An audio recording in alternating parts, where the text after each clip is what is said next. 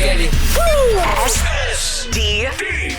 SDP, the Steve Dangle Podcast, with your hosts, Steve Dangle, Adam Wilde, and Jesse Blake. No, Steve, you can't tell them that. I can't tell them? No. Can't tell Oh, I want to tell them. Nah, you can't. But I know this big thing. No, I know there's rumblings, but you can't let people in on them. Noise even. Yeah.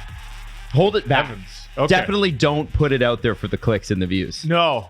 100%. We don't need those. No, we certainly don't. Absolutely not. Long weekend. Oh, Jesus. Hope you like a cough in Great both your start, ears boys. to start. You guys are fucking on the ball today. Long weekend. Listen, is it a Brad summer? Is it a hot Brad summer? Oh. Again? No, the last one of those ended in disaster and got fired. But I will say that so far, they couldn't fire him. He quit. that's right. He did not get fired. yeah. He quit, Shortly and they before were getting fired. They were so mad he left. They wouldn't let him join the Leafs for the first round pick on the draft floor. Yeah. Ooh. They're bums. You can't. I'm leave. never going to forgive them. You for can that. check out anytime you like, but you can never leave the Flames. Yeah. Brad Marchand, we'll get to. Brad Treliving, Tavares done, Knies done. According to the CJ show, which I listened to already this morning, Steven Lorentz is getting worked on. Yes, the passion. Listen, The passion. I just want to say so. I want to start with this, okay? Because all we heard after the second round loss is how nobody wants to friggin' play here. You know what Matthew Knies likes? Playing here. Playing here. According to James Myrtle, he loves playing in Toronto, loves playing with Austin Matthews and being a Leaf and the attention that's on him. Tavares takes almost half of what Brock Nelson got to stay. Tavares and Knies will cost the Leafs combined almost $1 million less than they cost last year in total contract value. It was roughly about 12.3 last year, and it'll now be like 11.5. Oh my God. Yeah. I didn't even think about it. Yeah. that So way. it's going to cost. It's marginal, but it's still something. So Tavares. Oh, last year was all about everyone getting raises, right? It was the number one thing that I highlighted. I'm like, hey, they're going in with basically the same forwards, except they make so much more money.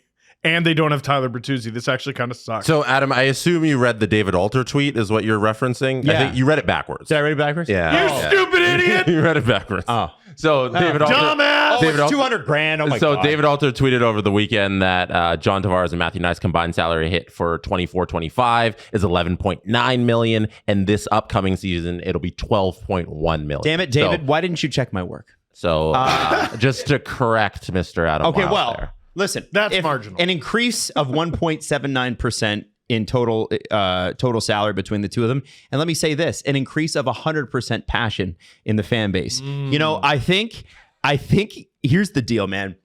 That's a good stat. Toronto's going to get It's a good stat. Leaf fans are going to get super blue and white on you in the next 3-4 years. We are done with this bullshit about, it's so hard to play here. It's so hard. And to quote the guy who's leaving, they're treated like gods. It's not that bad. There are some elements of it that I'm sure nobody appreciates. But I think you get that with most jobs. And here's the great thing. The money's pretty cool if you're good at it. And what I am seeing with Brad Treliving in this first weekend, guys, and I just want to talk just about this. Forget the Marner piece, okay? The Toronto Maple Leafs are finding common ground and making good contracts that work for the player, but also don't bend the team over a barrel. And for me, it makes Shanny and Dubas, who signed all of the previous contracts, the exception being the William Nylander contract. I think that was always a good deal, except for the first season where he missed. The way it happened. The way it happened sucked. Yeah. He played it into a good deal. Yes. Yeah. I would say a good bet, right? Yeah. Totally. I would say that Shanny and Dubas are not looking real good right now in terms of their management of the cap. And you can flat cap me to death. But the reality is, it looks like Matthew Knies signed for a contract hit that even Drew hated it. And then he went and did research and he was like, actually, it's not so bad. Considering you have to adjust for inflation. And that is something I'm having personally a lot of difficulty with. Like a couple of the contracts signed recently that we'll get to, Nick Hague and Kevin Ball. I'm like, pardon, what? Where on earth did those numbers come from? Mm-hmm. I'm having to wrap my head around New reality, baby. New reality. It's difficult. Like the Boldy deal and what was it? The Genther deal. Oh, that'd be good for Knies. Okay, yeah, but they signed it before now. Now it's now. Mm-hmm. So it's more than that. And that's what he ended up signing. And he got less than Wyatt Johnson, and he should. Wyatt Johnson's a center. Yeah. Like Wyatt, and Johnson's younger. But got a year longer than Johnson did. And I think that is they bought a year of UFA. Sure. It's a big deal. Big deal. So the whole thing should not just be about the comparison with Shanny and Dubas, but we are coming out of the Shanny era. Yeah. And I think it's a relevant thing to talk about. But the way Brad handled those two negotiations, I wanted to get your thoughts on, because it seems like there isn't a Leaf fan out there who's unhappy about them. Not that I've seen, really. Like my favorite part of it all is no mess, no stress. Like it's we can head into July 1st tomorrow and it's done already. And like now they're all the way down to the depth guys. Like they're working on Steven Lorentz. All right. Awesome. It's just nice not having this hang over them. Listen, we shouldn't be singing Brad's praises until we find out what he's doing in free agency. Mm-hmm. We got Marchand. Whoa, for $12 million per. Oh no! Like we got to wait for some of those. If Marchand comes to Toronto, you're just going to have to eat the number. If he comes to Toronto, they're paying a fortune. So pick your poison. Do you not want him here, or do you want him here and it's too much money? Those are your options. Here's where I'm at. Like, because now we're going all over. Yeah. The Tavares deal, I could kiss him on the mouth. There were some fans who never fully embraced him because of the money. And I understand it. It's a lot of money. And unfortunately, the salary cap makes it so that you can never divorce a player from the amount of money they make. Mm-hmm. You can't do it. Nylander, it's kind of interesting. He could do no wrong, making less than 7. 11.5 every shift he took off. You notice. You make $11.5 million. What do you mean a shift off? Tavares for 4.38? His worst season as a Leaf would be worth at least that. And last year he put up his second highest goal total ever. And then Knies, it's reasonable to assume he's only going to get better.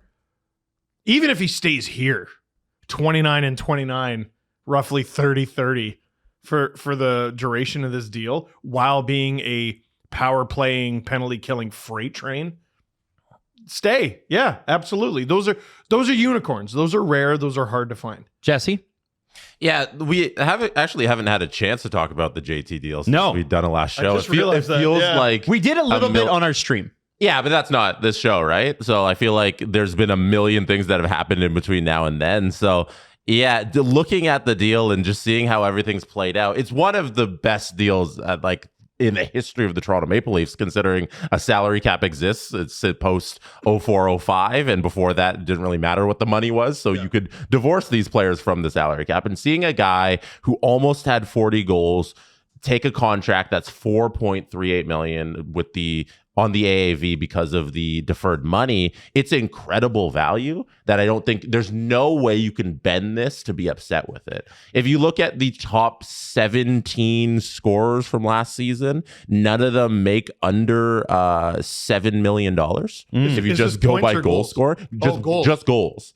Wow. Top 17, none of them make under $7 million. And you're getting a guy who had 38 and right in the top 10 or 12th, actually, in the league last year. And you're getting him for so little money. And it speaks to me that the Leafs used the leverage of being the Toronto Maple Leafs for the one time in their history of their franchise. You know, Adam, you mentioned Shanny and Dubas. They never did it. There's so much money to be made off the ice for being a Toronto Maple Leaf for the entirety of your life. It's cool to see that they obviously use that as leverage against JT, and you have a player who's an ex-captain who recognizes that, who recognizes I'm more important as a Leaf for the rest of my life than I am going somewhere and getting an extra couple $1 million per year. And I might as well make 7.75 for the duration of my years where it's difficult to make money. It's difficult to make money as an RFA, right? So I could take this sweet ass deal, let them buy 1 year. Well, that's Matthew Knies. Right? Yeah, he's talking about JT. Nice. I'm talking about John Tavares. Sorry, yeah. we're sort of packaging the two.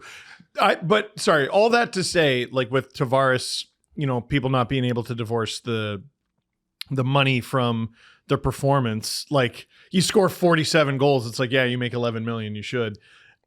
He should be, honest to goodness, one of the most popular Leafs this upcoming season. You've been begging for hometown talent. He is one. You've been begging for guys to take a discount. He very aggressively is. I've been begging for the Leafs to use their financial might and, bend the rules a little. And by bend the rules, I mean sign guys to deals that will be illegal next year, but they're not now. Yeah. Sign them to deferred money. The Leafs have 2 of those now with McCabe and Tavares, so they're saving, I don't even know how much money per season, a few $100,000, which, it makes a difference. I'm aware of the team that I cheer for. I know. And I know they have a Mitch Marner-sized hole to fill.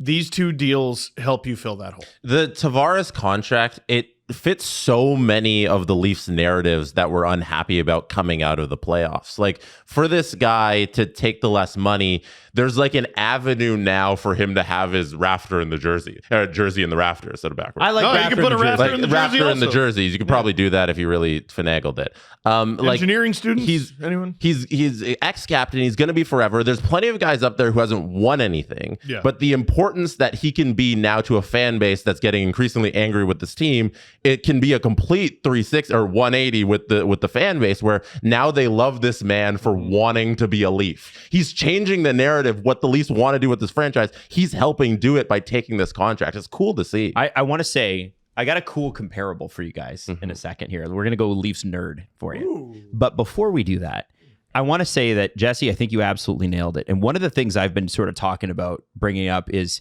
can the Leafs be likable again? And, for a while there, the unlikable Leaf was William Nylander, because for whatever reason, the media really got on him before COVID about whatever. And they're like, he's going to get traded. He's going to get traded. He's going to get traded. They're going to trade him. They need to trade him. He's going to get traded. Never got traded. Never listened to any of the bullshit. And slowly, because of the way, and I'll just say it, and they probably wouldn't be thrilled to hear this, but who cares? The way that the Marner camp handled their own PR, like idiots. Yeah, it was not a well thought out strategy, and it didn't work out well for them. Like petulant, spoiled brats. So it went from Nylander being sort of the guy that people beat on to Marner being the guy that people beat on. And Matthews got criticism, but it was, compared to those 2 guys, I don't think he got a lot. And then Tavares, I always felt like there was a narrative out there after that Montreal series where he got kneed in the head and came back and was a little sluggish the next season, that he was washed. I never subscribed to that. And after, it's still crazy. Scored almost 30 goals. Yeah, it's so crazy that that the season after that was a great, like 2022 was a great season for John. It was a head injury. I'm not sure if he had a neck injury as well, and a knee injury. Yeah. All of that he was recovering from. Yeah, and so, well, he's washed now. But you go and he scores 38 goals last year. I think what Toronto Maple Leaf fans want to know is that you want to be here and that you would die for this team the way we would if we could be on the ice. Mm-hmm. And Matthew Knies loves the attention. Love him. John Tavares, maybe he doesn't love the attention. I don't know if he doesn't. I don't think he even notices it. John does not register for that. He loves competing. I don't think he's aware of attention. Yeah, he's like, no, I got kombucha to drink, man. Like, I got stuff to do. And he's got 3 kids, and like, who gives a shit what's happening on social media when you got kids? Mm-hmm. One comparable I want to give you. John Tavares was 34 years old and going into UFA when he signed this contract. Mm-hmm. There was another guy who was 34, signed with the Leafs on a 5-year contract, and signed for roughly the same amount of money about 15 years ago. Actually, almost closer to 20. And his name is Jason Blake. Jason Blake was coming off a 40-goal season with the Islanders. He signed a 5-year contract worth $20 million. The cap percentage at that time was roughly 8% of the cap, about 7.5% to 8%. It was a huge deal. It was a huge deal. John is coming off 38 goals, is 34, will be 35 when the season starts. So almost, like I said, almost 40 goals, and signs for 4 now. Mm-hmm. And it just goes to show, like, the cap back then was like $50 million. So to give Jason Blake that amount of money, who, by the way, by all, he had health issues, he had cancer and that sort of thing. Jason Blake was a good guy who Unfortunately, ran into a tough time in Toronto. He had 15 goals his first year. Wasn't great. He had a tough first year, and if you go and look at the rest of his time, he actually wasn't bad. Yeah, he was pretty good. Yeah. But the Leaf fans had already moved on. It was a grumpy time to be a Leaf fan, and they were severely mismanaged. My point is that was 2007, 2008. That's Tavares, the first season of LFR. We're 25, 26 here, right? Yeah. Going into, and Tavares just signed for that. I want you as a Leaf fan to understand how monumental that is. That is huge. Yeah. That is a big deal. And even if you do the right now comparison, Brock Nelson, who is 33 years old, had almost half of the amount of points that John Tavares has. Yep. And he signed for $7.5 million. And he makes $500,000 more than Trent Frederick. And Matt Duchene, who has money coming from the Nashville Predators and doesn't need any kind of money, took more than John Tavares at 4.5. Now it's 4.5 for JT2, but the deferred money makes it 4.38. Right. There's nothing like that in Matt Duchene's contract. So the thing that matters, the salary cap hit, is more. And these guys who had worse seasons are, I think, worse players than JT, took so much more money. Now, if you want to be a cynic about it, he's made over $100 million. He's fine. Sure. Whatever. That's never the case. Whatever. Why wouldn't you? Hey, listen, man, you always want to get your market value in somewhere. You want to feel like your work is appreciated. You know what's better than not money? Money. Yeah, exactly. I don't know, whatever. He recognizes I'm going to make back whatever it is that I'm losing on this contract by being a Toronto Maple Leaf. Yeah. He's going to do it for the rest of his life. It's awesome. And home is home. Yeah. That matters to listen. I don't know what's happened in anybody's life. We all have a story. Mm-hmm. Some of us really, really like home. I love home. I can't imagine ever living outside of the GTA. I just can't. You mean Ajax? No, you're I didn't grow up in Ajax. You're not moving another You've lived outside of the GTA since you were 24, man. Yeah, you're picking. You mean the east end of the GTA? Wait, you don't think Oshawa's the GTA?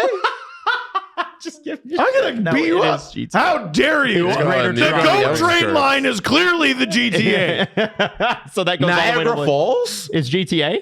No. Oh, that's a good point. You can take on the weekends. You can take the GO train out to the falls. Oshawa is wholehearted. So is Barrie GTA? Because I don't think they think they're GTA. They're not. I don't think Oshawa's GTA, buddy. Oh, that's a tough Barrie's one. definitely not the GTA, and there's a GO train line out there. This is an interesting conversation. Yeah. We've probably updated something you've thought 20 years ago, and now you're thinking about it. I could again. never leave the GTA except for when I did half my life ago. I did not. Oshawa is 1,000% the GTA. I don't know. Million I'd like percent. to hear from people from Oshawa if they consider themselves the GTA. Well, okay, you're going to get the old ones who are like, how dare you? This is its own metropolis. Mm-hmm. And then you're going to get the young reasonable people who are like, what are you talking about? Absolutely not. I don't even think you can consider Hamilton the GTA, because when you're talking about Hamilton, they add the H. Hamilton's farther and bigger. Yeah. No, Hamilton doesn't. Hamilton is his own thing. So there's a new saying out there called GTHA. Yeah, that's Toronto. What I'm talking about. Yeah, that I still think that term's a bit of a reach. No, because I think Hamilton is such its own thing that they add the H. Greater Toronto Hamilton area? Yeah, it's a thing. Just say Burlington. Yeah. What? Well, then you're not saying Hamilton. What? Hamilton needs it to be about Hamilton. What are you talking about? Well, if you're saying Greater Toronto Hamilton area, you're talking about the space between Toronto and Hamilton. Just say Burlington.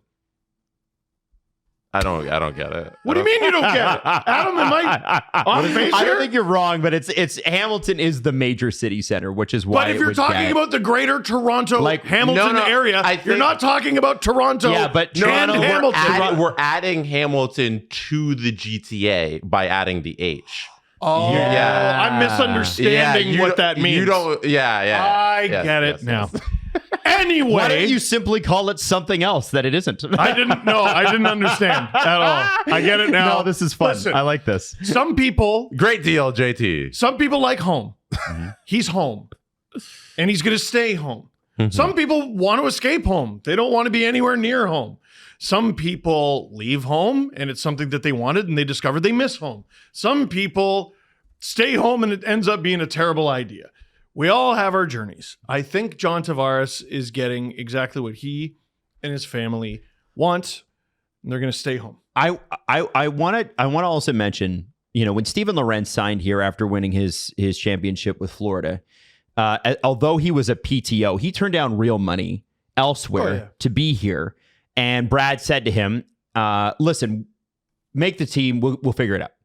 And I think the same sort of situation happened with Max Pacioretty. Like, come here, we're going to figure it out. Pacioretty and Zach Aston Reese. Like the Leafs. Well, but Zach Aston Reese is a while ago. That's a while ago. Yeah, but who cares? But it's valid because there's evidence that the Leafs will do this with a player and make good on it. Right. I'm just talking. Just let me talk about the Steven Lorenz piece. Right. I'm talking about the passion, Steve. Go for it. I don't know if Zach Aston Reese has the passion. I think he was just a guy that Dubas wanted to fill a warm body Zach spot. Passion Reese. I don't know. What? Steven Lorenz was like, I love Toronto. I love the Leafs. I want to be here. I'm going to turn down a guaranteed contract to be here. No bad. And so, with them working on whatever deal it is, and I think he signed like Leagueman, and he probably gets a $1 million or 1.1. I don't know what he gets. It doesn't really matter. I don't know. That sort of attitude, we talk about a DNA change. I think as I started this, guys, the Leaf Nation needs to be a little bit more rah-rah Leafs and F everybody else. And you know what? Where else I've noticed it? There's clearly been a big change at MLSE at the top, as we know, from how they handle their social media. It looks completely The different. Toronto Maple Leaf social media in the last 2 weeks has gone from a robot to admin making jokes. And that is the admin. That's direction coming. Yeah, it's down not the to admin is boring. It's Yes. it's Brendan Shanahan didn't want to make any waves on social media. You weren't allowed to do anything fun. Everything had to be serious. You're the Leafs. You cannot not make waves. Like, please embrace that. and Stop pretending. And they were Stop pretending you're anything different. They were making jokes about, oh, here's our war room for the first round of the draft, knowing full well they don't have a pick, and Great. like Good hilarious stuff. And it's like, how about we make this brand likable again? And where I'm very excited to see what Keith Pelly does. Not only are these guys signing for good contracts, I think the players win and the team wins in these contracts, but they're signing guys back who want to be here, who are dying to be here.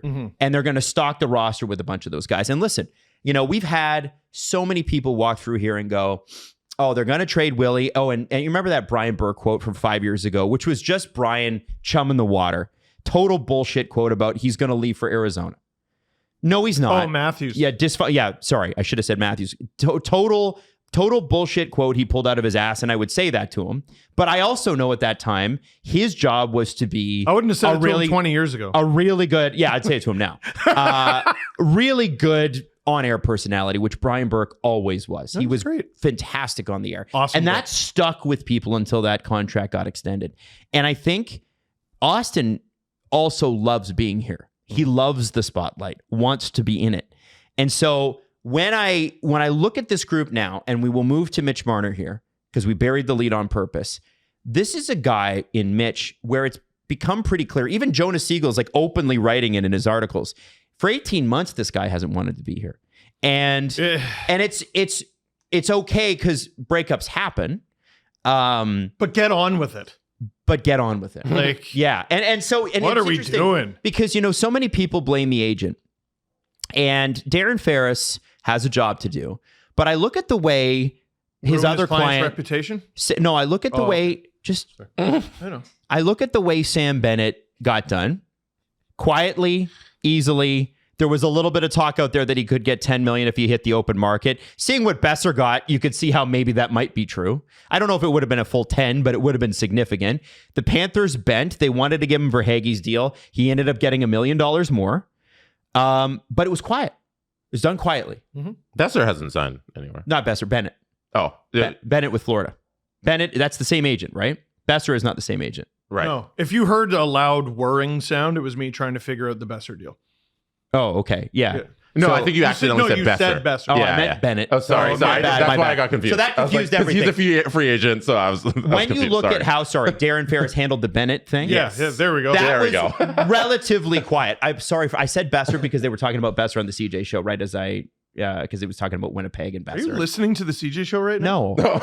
I was listening to it before the show. Oh. Okay. All right. Anyway, my point is that it's pretty clear this whole notion about We're going to wait till July 15th. Well, and we'll get into the tampering thing in a second. Well, that's probably not going to happen now. We're going to sign a short-term deal to maximize dollars. Well, that might not even happen now.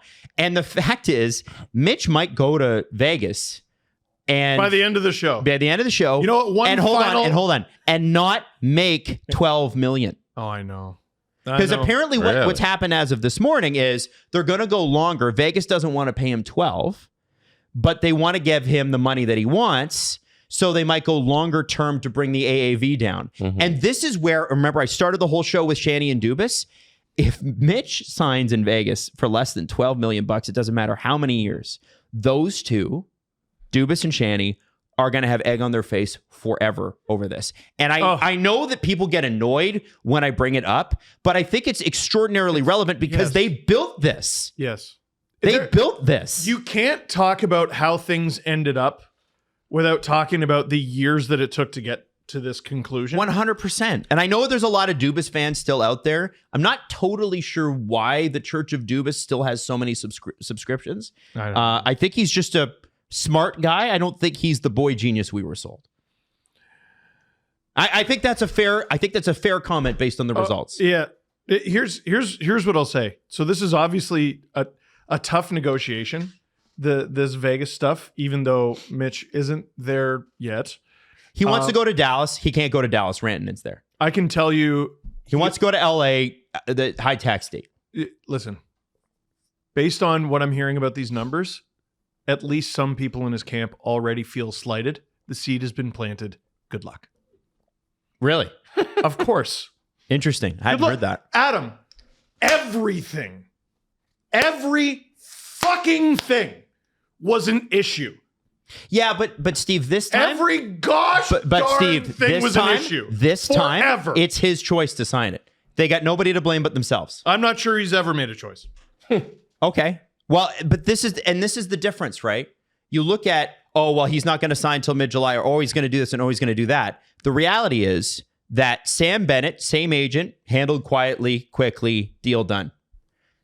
Mitch Marner, same agent, loudly, slowly, as painfully and drawn out as possible. It is, and it's the Prince Harry South Park episode. We want privacy. Yeah. We want and by the way, buy my new book. Yeah, I think what Darren Ferris should do is hire a part-time PR person on this one. And I don't blame Darren. He acts at the behest of the client. Totally. Adam, why would you hire help when you yourself are so fucking smart? The thing you can't get away from with Mitch, and I think it's a great point, is that like everything he's done here has been avoidable. And the divorce with Toronto, the way it's been dragged out for the couple months now. Couple years, couple years, yeah, to be honest. But like since the playoffs ended and now, there could have been a thank you, Toronto post from him, a message to the media. He hasn't left yet. He hasn't left, but he can declare, I'm going to July 1st and I'm done, because he is, and he knows that, and he wants to move on. And the whole thing that's going on here is entirely avoidable. I think you lose leverage maybe if you do that. No, because there's 31 other teams. You don't lose anything because he knows he's done, and it could have been a nice, clean divorce. Yeah. This all could have been avoided, but this, every time he does something, there always has to be the most amount of drama around it. And it goes back to Jesse, like Nick Kyprios, God bless him. I'm a big fan of him personally. I'd love to talk to him directly about this, but the Toronto Star article about how the Leafs undervalued Mitch a couple of weeks ago, and I just question how. Like, they paid him top market value the entire time. He's going to go sign in Vegas for maybe $700,000 or $800,000 more per season. And I get that there's a tax situation, but I don't see the Leafs sent him out there every PP1 for most of the power play. He got all the PK time, and he deserved it. He was spectacular. He got, hey, him and Austin wanted to play together. Oh, the coach wants to experiment. No, you can't, because Mitch and Austin want this. And I'm sorry, Berube, Keefe, Babcock actually kept them separate. We've been justifying this for 7 years. I'm trying to figure out here. Like, I don't know that the Leafs could have done anymore. And what I am interested in, and I will say this, if this Vegas deal happens, guys, One thing I do know about Vegas, and we have an agent who has had some experiences with Vegas's management when they don't want a player anymore. And that led to one of the most infamous moments in NHL history with the DeBoer sword through the back of Marc-Andre Fleury, which, Alan doesn't like to bring up, but it happens. It did Darren happen. Ferris is not the only agent I criticize. You might remember I Criticized Alan. I criticized Alan heavily for multiple shows, and you're like, let's do a show with him. I'm like, you're a stupid idiot. Yeah. And it ended up being one of the smartest decisions we've ever made. He thought it was funny. The great thing with owning a company with Adam is if he makes a great decision, I also did. Well, of course, we all do. But we look at that and we go, okay. So, let's play this out. Let's play this out. You go play in Vegas, okay? Vegas last year had not a great second round. No. I do think Marner makes them better. But what I will say is you go there and you do this. And by the way, for all the people that are saying, oh, well, there's rumors that Pietrangelo might, he's not coming back this year. Yeah. Especially it's not happening. Mm-hmm. And they'll be better without Alex Pietrangelo. Well, no, they will be able to bring him back for the playoffs, though, because that rule will not be kicked in. He might be done forever. Yeah, I think he's probably done forever, but there is that option. That still that loophole exists for another year. 2025, I don't think forever, but I don't think we're seeing him this season. Mitch Marner going in there has got to understand that maybe the media pressure is different, maybe the fan pressure is different, but the organizational pressure is much higher. When Toronto failed, Toronto made zero effort to hold people accountable. And sometimes the way you hold people accountable is you trade them. We didn't do that. We said, you know what? Nope, that's an out. Oh, they didn't do well there. Well, there was a whole bunch of other things. Oh, well, they didn't do well in that series. Well, there was just a whole bunch of other things. Well, they didn't do that in that series. Well, I mean, I see your point, but like, what happens we might even get worse. They didn't allow for the possibility that making a change might make them better. Now the change is being forced on them. And I just hope the Marner camp understands that you go to Vegas and you don't perform, they move on. The expectations from management are championship or bust. How many times have we seen it? And by the way, Dallas is the same. They just fired their head coach who took them to 2 or 3 straight conference finals? I think 3. And listen, it was time for DeBoer to go. But the Leafs would have looked at that and been like, shit, build me a statue, We got to the conference final. Where's my statue? There is still a big pocket of the fan base that's like, well, we went to game 7 against the Cup champs. Guys, holy shit. Just got a television, huh? You haven't had one since 2017? Yeah. Oh my God. There's no way we're still having this conversation. It's impossible. Imagine the statues that would have been built for Gilmore and Clark and those guys if they'd gone to 3 straight Eastern. There are tax-paying voters who are like, yeah, but they were close again. Holy shit! How did you get yourself worked up about that? You presented these people, and then you got yourself worked up. What's going on? You asking that question is on you. How did I get worked up? To your same thing that you yourself proposed. How did I get worked up? Jesse. I just think Toronto. I'm going to make another coffee. You've never known anything else. Toronto has its drawbacks, but it also has immense positives. And I'll tell you this, Vegas are ruthless. And so, ask the guys who have been booted out there unceremoniously after great seasons, but they didn't get it done in the playoffs. Mm-hmm. And I just think I hope they're aware of that, is my point. Now, when it comes to the tampering, guys, we got word of this before it broke publicly. And I was, to be honest, very surprised that Freege went public with it. I think that was a calculated risk on his part. Freege is pretty conservative. I think he knows what he's doing. Yeah, I'm not questioning it. I was just like, holy shit, he's going with this. Okay. Well, he is torpedoing a source. Like a million. So? Oh my God. If you were Mitch Marner's camp, would you ever talk to him again? Well, I don't know that Mitch Marner's camp would have known that. They may not have known. Oh, they probably would have actually, because here's the thing. Well, tampering with who? Yeah. The interesting thing The is the Vegas could be fined up to a couple like first rounders, $5 million, but the player and the agent could be fined too. Player could be like $1 million. Agent could be decertified. Yes, that's they how could serious this is. Lose their ability to be an NHLPA. Yeah, so I think it's understandable why the other side of it, who is in constant contact with that agent, probably wouldn't have gone with the story, and that's why I think Elliot Friedman knows what he's doing. There you go. Oh, There you go. I'm not doubting him. I'm just surprised. I think we know where a lot of the Mitch Marner things come out with, and I don't think the other side might be willing to burn I see. contact there. I see. Jesse? Always thinking ahead. 1,000-foot view. Mm-hmm. Now, the thing about it is that Marner to Vegas does, in a lot of ways, make a lot of sense hockey-wise. Like, I can see Vegas's MO is they're in on every big free agent. Who can blame them? First-class organization, great place to live, tax-free state. It's a nice dry heat, too. It gets cool in the evening, so you can actually enjoy it. Not every evening. Not every evening. It's 100 at midnight when I got there. And so now it's come to, the initial thing was, well, Toronto and Vegas are going to work out something if Mitch wants to sign there, because it's the sign and trade that Kyprios was putting out there that I was like, there's no friggin' way that's happening. Because he mentioned like Hurdle, and I was like, and he was William on the Karlsson. sign in trade before everybody. He though. was. I got to give him credit. That is But he true. was mentioning William Karlsson and Thomas Hurdle. He called it, but with the wrong players. Yeah. When we'll see how it all shakes out. Like, we don't know. Maybe those players will be in it. He could be right. But he was on the sign and trade before everybody. And I didn't believe a sign and trade was possible and No, was me going to neither. happen. Me And neither. Kyprios threw it down. I was like, that's ridiculous. And then now this weekend we got, hey, sign and trade's really possible. Yeah. Now, the names that we heard this weekend where Vegas said, okay, well, we'll give you Nicholas Waugh or we'll give you Nicholas Hague.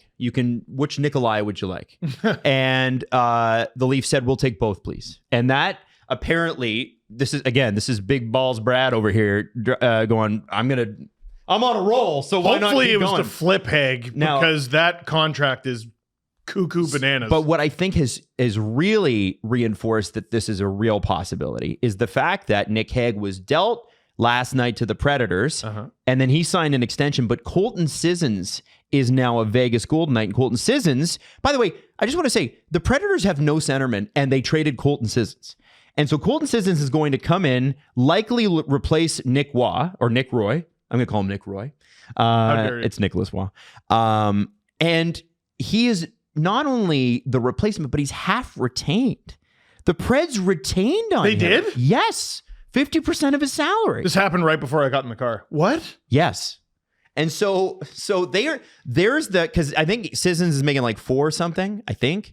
I can look He it up. is? Yeah. No. I think I'm telling you, it's a crazy deal. It's a crazy contract. I cannot even believe it's Because happening. he's one of those guys like on the all-time. He's only making 2.8. Okay, but they retain 50%. So yeah, he's making 2.8. So then on the retained, it's only like 1 point something. Which- It's 1.4. 1.428. Which gives them the center they need to replace Waugh. Yeah. And gives them a little cap flexibility for the Marner deal when it gets. Yeah, in that deal too is Jeremy Lozon, who's going to replace Hague on the back. Yeah, Man, Barry Trotz is he's the worst GM in the building. Call him every terrible. day. He's so bad. Call him but, every day. He's a madman. But Complete madman. Nick Waugh as a fit in Toronto, I just want to quickly touch on, guys, because He's not even here. people are calling. No, I know, but people are calling this That's funny. extortion, which is hilarious. Or because- blackmail. or blackmail. This is how the NHL does business. The NHL is itching to make an example of somebody. We know this, but we also know Gary that the Bettman NHL sent out a memo last week about tampering. But we also know that the NHL would prefer that this not be a scandal, especially with 2 of its major teams. And so if they're able to do business, listen, if you think the NHL is run fairly, I got news for you. It ain't. So for anybody that's like, well, the Leafs should get compensation and the NHL should negotiate. They're not, or should investigate. They're not going to do that. But the allegations are out there. If Vegas signs Marner, that not only these allegations from now, that they date back to last year and before. Well, negotiations date back when to Mitch last. Marner basically refused to engage the Leafs, there was a thought that Vegas and them were already sort of talking. Oh. And that's a Frank Saravalli report from this morning. This conversation goes back months and like a year or more. Because last August, Vegas tried to trade for Mitch Marner, and that didn't go through and didn't work. And then again at the trade deadline, there was a 3-way deal with Carolina and Vegas and Toronto, and that one fell through again. So there's been a lot of Vegas Marner smoke for last quite year- a while. Problem with Last the year's- media or the truth? Last year, You know? Theodore, Toronto wanted Shea Theodore, as they rightly should, and Vegas said no. At the trade deadline, it was more because That was the August deal. at the trade deadline, it was more because Marner's wife is pregnant, and I will never blame him for this. Nope, I totally agree. And it doesn't sound like it was his fault. And Vegas couldn't satisfy the picks and players that Carolina wanted in the deal, Right. as well. So the deal wasn't fully. It was a fleshed chat. out. Yeah. It was a chat. Can we do this? Oh, we can't? Yeah. It never got to the point where like, okay, let's sign some stuff. So Marner to Vegas from a hockey perspective, I got to say, for Vegas fans, I really like. I love the idea of Carlson Marner or Eichel Marner. Eichel Marner Stone. Like, what an insane top. Stone's I a right think- winger, though. I think, yeah, but So. I think they'd figure it out. No, or do you do I do Eichel, agree. Barbashev, Marner? I would prefer to put him Marner with Carlson, actually, Yep. which might sound weird, but But what Dorofeyev? Like, would you move him down? You I guess you'd play him with Hurdle. Riley Smith's also not that great anymore. No, he's not. You can definitely move him down. you have Yeah. insane depth. You right? can move him Yeah. anywhere. No, Yeah. I would prefer Marner Carlson because for the vast majority of his career, he's at a left-handed center. Oh, It's been Matthews, it's been Tavares. The only right-handed center he's ever played with is Bozak, right. and that was ages ago. Well, and you, Steve, mentioned at the end of the season, how long do you think Vegas is going to hold in there with Mark Stone? I thought he was the one to go. And you might be right, because even if they do this season with him, he's on year 7 of 8. So he's got 2 years left. Today, I don't remember if it was CJ or Freege. They were talking about the Golden Knights are still in on Anderson. Rasmus Andersson. Well, then Stone would have to go. I'm like, what? How? Eventually. How? So I look at this and I go, okay, so Marner is, I think, in a lot of ways, a better version of what Mark Stone gave you at his peak. He's not the takeaway god that Mark Stone was in the neutral zone. Different players. Different, Yeah. but not. Marner's a higher scorer and he's incredible on defense. Mark Stone's a brick shithouse. Okay. But you're- and Mark Stone is a vastly superior playoff performer. Agreed. Vastly. But superior. I think that Vegas is betting on the fact that Mitch Marner can be better in the playoffs Oh, in yeah? their system than in Toronto. Oh, maybe. Maybe he can. Maybe. Maybe he goes and he wins his cup. I'm not being and we have to sarcastic. eat it like the Sabres do, right? Like Sure. it's entirely possible. Maybe. I think my thing is that Vegas is fascinating because Mark Stone would probably be on their roster next year, but he'll be gone. Like he'll be gone after that. Like that. This if Marner's in Vegas, goodbye, Mark Stone. I mean, you got. You don't 12 think he months. plays out the 2 years? I No? don't think so. A lot of their LTIR shenanigans that we've all complained about has been them managing not just Mark Stone injuries, but surgeries. Mhm. Like I don't think he's going to have one of those 1,500 game careers there, fellas. Like I think clock's ticking there. Where do you guys stand on just the tampering stuff? Do you think it actually happens? I think it happens all the time. No. Do you think that they get charged with tampering? Because I don't think it's going to actually happen. Getting charged would be surprising to me just because it happens all the time. And just because it happens all the time doesn't mean the NHL isn't going to make an example of Vegas. Maybe it happens all the time and they're finally putting their foot down and putting a stop to it all. Mm-hmm. Maybe Vegas didn't do it at all. But Listen, You're not I gonna- highly doubt that. you're Adam, this is going to be maybe my least favorite take I've ever said to you. People calling what the Leafs are doing to Vegas, allegedly doing to Vegas, blackmail. Yeah, No, it's called leverage. that's Called blackmail. leverage. That's not blackmail. That's blackmail. No, it's not blackmail. Listen, There are times where leverage is black. Do this or I do this. That's blackmail. Do this or I say this and you get punished for it. That is blackmail. see, but if I'm Vegas, I'll take that risk. Because sounds it's very like- unlikely that the NHL wants to find negative. Like, imagine that becomes a story this summer. Oh, and it has you've got the hockey.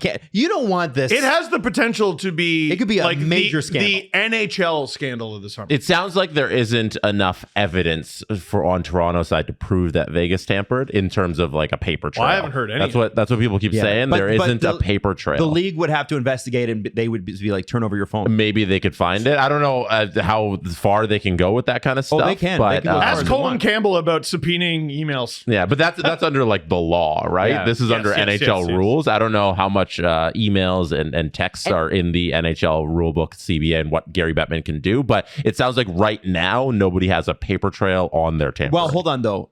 The NHL has this way of operating where maybe they don't punish you like immediately, but they'll get you back. Oh, they're Like keeping an eye. they have a thing where the NHL has like, remember the Chris Jericho, like the list? the The NHL yeah. has the list. Yeah. And maybe they don't get you on this, but the next time you need a favor from head office, go fly a kite. And maybe for the next 10 years. Oh man, it's so crazy. How is Vegas the most penalized team in the league this year? Well, There are ways, man. There are ways. That's the way this league works. There are ways. And I'm saying it's now that it's out there, it really doesn't matter what the ultimate outcome is from do they get fined or don't they? What matters is that it's out there. And that the NHL, by doing nothing, unless they allow some sort of trade to go through here and then it all goes away and everybody goes, if the Leafs make that accusation publicly, whether or not it's investigated, whether or not Vegas is directly fined, draft picks or whatever, this is bad. Elliot And putting that out there is so ballsy. Yeah. It's so ballsy. Yeah. Like, how many insiders, like, on the Mount Rushmore of hockey insiders, he's on it. And you're to plant your flag with this story. What balls? Like, I take it from me, guy who doesn't know how to do this shit. He must have 40 kablillion sources. And That's the audacity to come out with that. Man, good for him. Like this is what we're asking for as fans. Yeah, like, 100%. give us this shit. Well, but boys, if Elliot's saying that, okay, and we're talking about, hey, and by the way, he was not the only one who knew. There was a lot of people who knew who just were like, yeah, maybe not going public with that one. I wonder. You got to be sure. You got to be sure. I wonder, he must have, Jesse, like, if they're saying that to him, they must have a paper trail. We don't know yet. I don't know. You can't, because We don't that's like, if I'm Elliot, I need to see the paper trail Right. before Now, I go with that. Elliot did not make an accusation. No, Yeah. He's saying it's being whispered about throughout the league. but it's so serious, Steve. How many GMs have an axe to grind with Vegas, and how many GMs have an axe to grind with Toronto? Well, imagine the outrage from Ottawa if this scandal goes through and Vegas gets nothing. No one should be more upset about this than Ottawa. Because it's Vegas. It is no. That's Ottawa not owning their own actions, though. Yeah, Like- yeah. Oh, I'm not saying they're correct. I'm just saying a GM who made a moronic decision. yes. Who didn't check his shit and is no longer going to be a GM in the NHL probably ever again. Yeah, They're but going to that's- put it on the sign when you enter the city. Welcome to Ottawa. We lost a first round pick and we don't want to give it up. And it is, I'm sorry to say this, Sens fans. I know you feel like you were done wrong. You were done wrong by Pierre Dorian. You were They not know. done Yeah. wrong by They the know. league. Yeah. But Adam, that's sports. That all of sports is you get punished for something and you're like, but what about? And the Sens got punished for something and they're going, but what about Vegas doing this? And they should. and wait, But though. own the punishment. Wait, own the though. punishment. So but he- also then hold others accountable. Here is what is happening though. The rumor is that the Leafs are going, you tampered. We're going to say that you tampered and you're going to get dinged for tampering. Unless you trade us a good roster player. And if you do that, then it all goes away. First of all, mafioso as hell. Second of all, if I'm Ottawa, I'm like, wait a sec. Vegas did something wrong. They're going to avoid punishment. And the team that gets the benefit from it is a divisional rival who beat us in the first round. Fuck everything about all of this. To add to your narrative, the Vegas Golden Knights are also on the other end of Ottawa losing that first round draft pick. They're the one who called the league and was like, this isn't our fault. Ottawa's fucking idiots. Go find them. Yeah, That's what happened. And they were right. And They were right when they did that. Yeah. But people don't forget. also, let me just throw this out there. This is where Gary Bettman and Michael Andlauer's relationship will be tested. Because if they raise a stink, remember that Michael Andlauer openly chided Gary Bettman on a microphone. He should shut up. Gary doesn't need Michael's money anymore. He's already got it. So Gary's thing is, this is where Gary also goes, yeah, but you made fun of me on a press conference. You made me look bad. I'm not going to help you. Yap away, buddy. I think it would help Michael Andlauer's case if he shut his mouth. Like he should. Listen, I don't blame him for saying what he said. I think don't it was either. Fucking awesome. But I also know that shit comes back to your NHL. How many press conferences do we come on here and be like, oh, Jeremy Jacobs spoke today after end of season lockouts? Like Michael Andlauer doesn't need to be talking in the media. Agreed. And he's always out there talking in the media. He's doing this to himself. When have you ever heard Larry Tannenbaum or Ed Rogers in front of a microphone? Like it never. I don't think I know Larry Tannenbaum's voice. I saw Larry Tannenbaum host the Larry O'Brien Trophy. That was the last time I saw Larry Tannenbaum. Yep. Jess, you're right. Like, why is Michael Andlauer out here just digging his own grave by poking the giant bear that's GB? And listen, I love the fact that he clicks his heels together on the golf course. And I really do. I like this man a lot. If I was a Sens fan, I would go to war for Michael Andlauer. So, like, however, that's not politically what works in the NHL. Yeah, I feel bad for Sens fans about this first round pick, but some of this you did to yourself. If you could just sit there and be quiet for a couple years and never say anything, Mr. Andlauer, maybe you would have got that pick back. I still think he might. Yeah, and there's still a chance that he might because the NHL does like to do that. It was one guy's fault. It was Pierre Dorion and he paid for it with his job. Yeah. But unfortunately, the punishment extended beyond him and dinged the Sens, and that's what their beef was. But like, all right, you said what you were upset about. Mm-hmm. If you talk about it again, is there news? Oh, there isn't. Perhaps shut the fuck up, because I heard you the first time. Yes. Right? And the NHL in all of this they're scheming liars for not telling him that this was going to go down when he was purchasing this team. Like, they are the origin of the bad people. Let's not get that twisted. Your beef being legitimate has nothing to do with it. Exactly. But after that, you got to know how to play the game with Gary. And that was be nice and play the game and just be quiet, and he will reward you for that. And by the way, he didn't play the game, unfortunately. I think it's amazing because technically Michael Andlauer is Gary's boss. But Gary is so smart. Gary's so smart because he's like, I know I got 32 bosses, but I really have 10 bosses. Does that ever work? And that's the executive committee. He's got 8 bosses. Yeah. Hey, I pay your salary. I pay your salary. I don't think it really works. That sounds like a taxpayer telling the police to shut up. This was America. I thought this was America. Well, they always say in corporate settings, you got to be able to manage up. Gary manages up unlike anyone I've ever seen. He got Michael Andlauer, whose final offer was for the Sens was $800 million. He said, just give me an extra $100 million. So he got Michael Andlauer to say, yeah, here's an extra $100 million.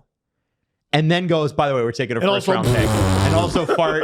Yeah. Isn't that fucking crazy? It's the most Gary thing I've ever heard. Now, Nicolas Waugh, or Nicholas Waugh, Julian called him Nicolas Waugh, so I'm assuming that he is.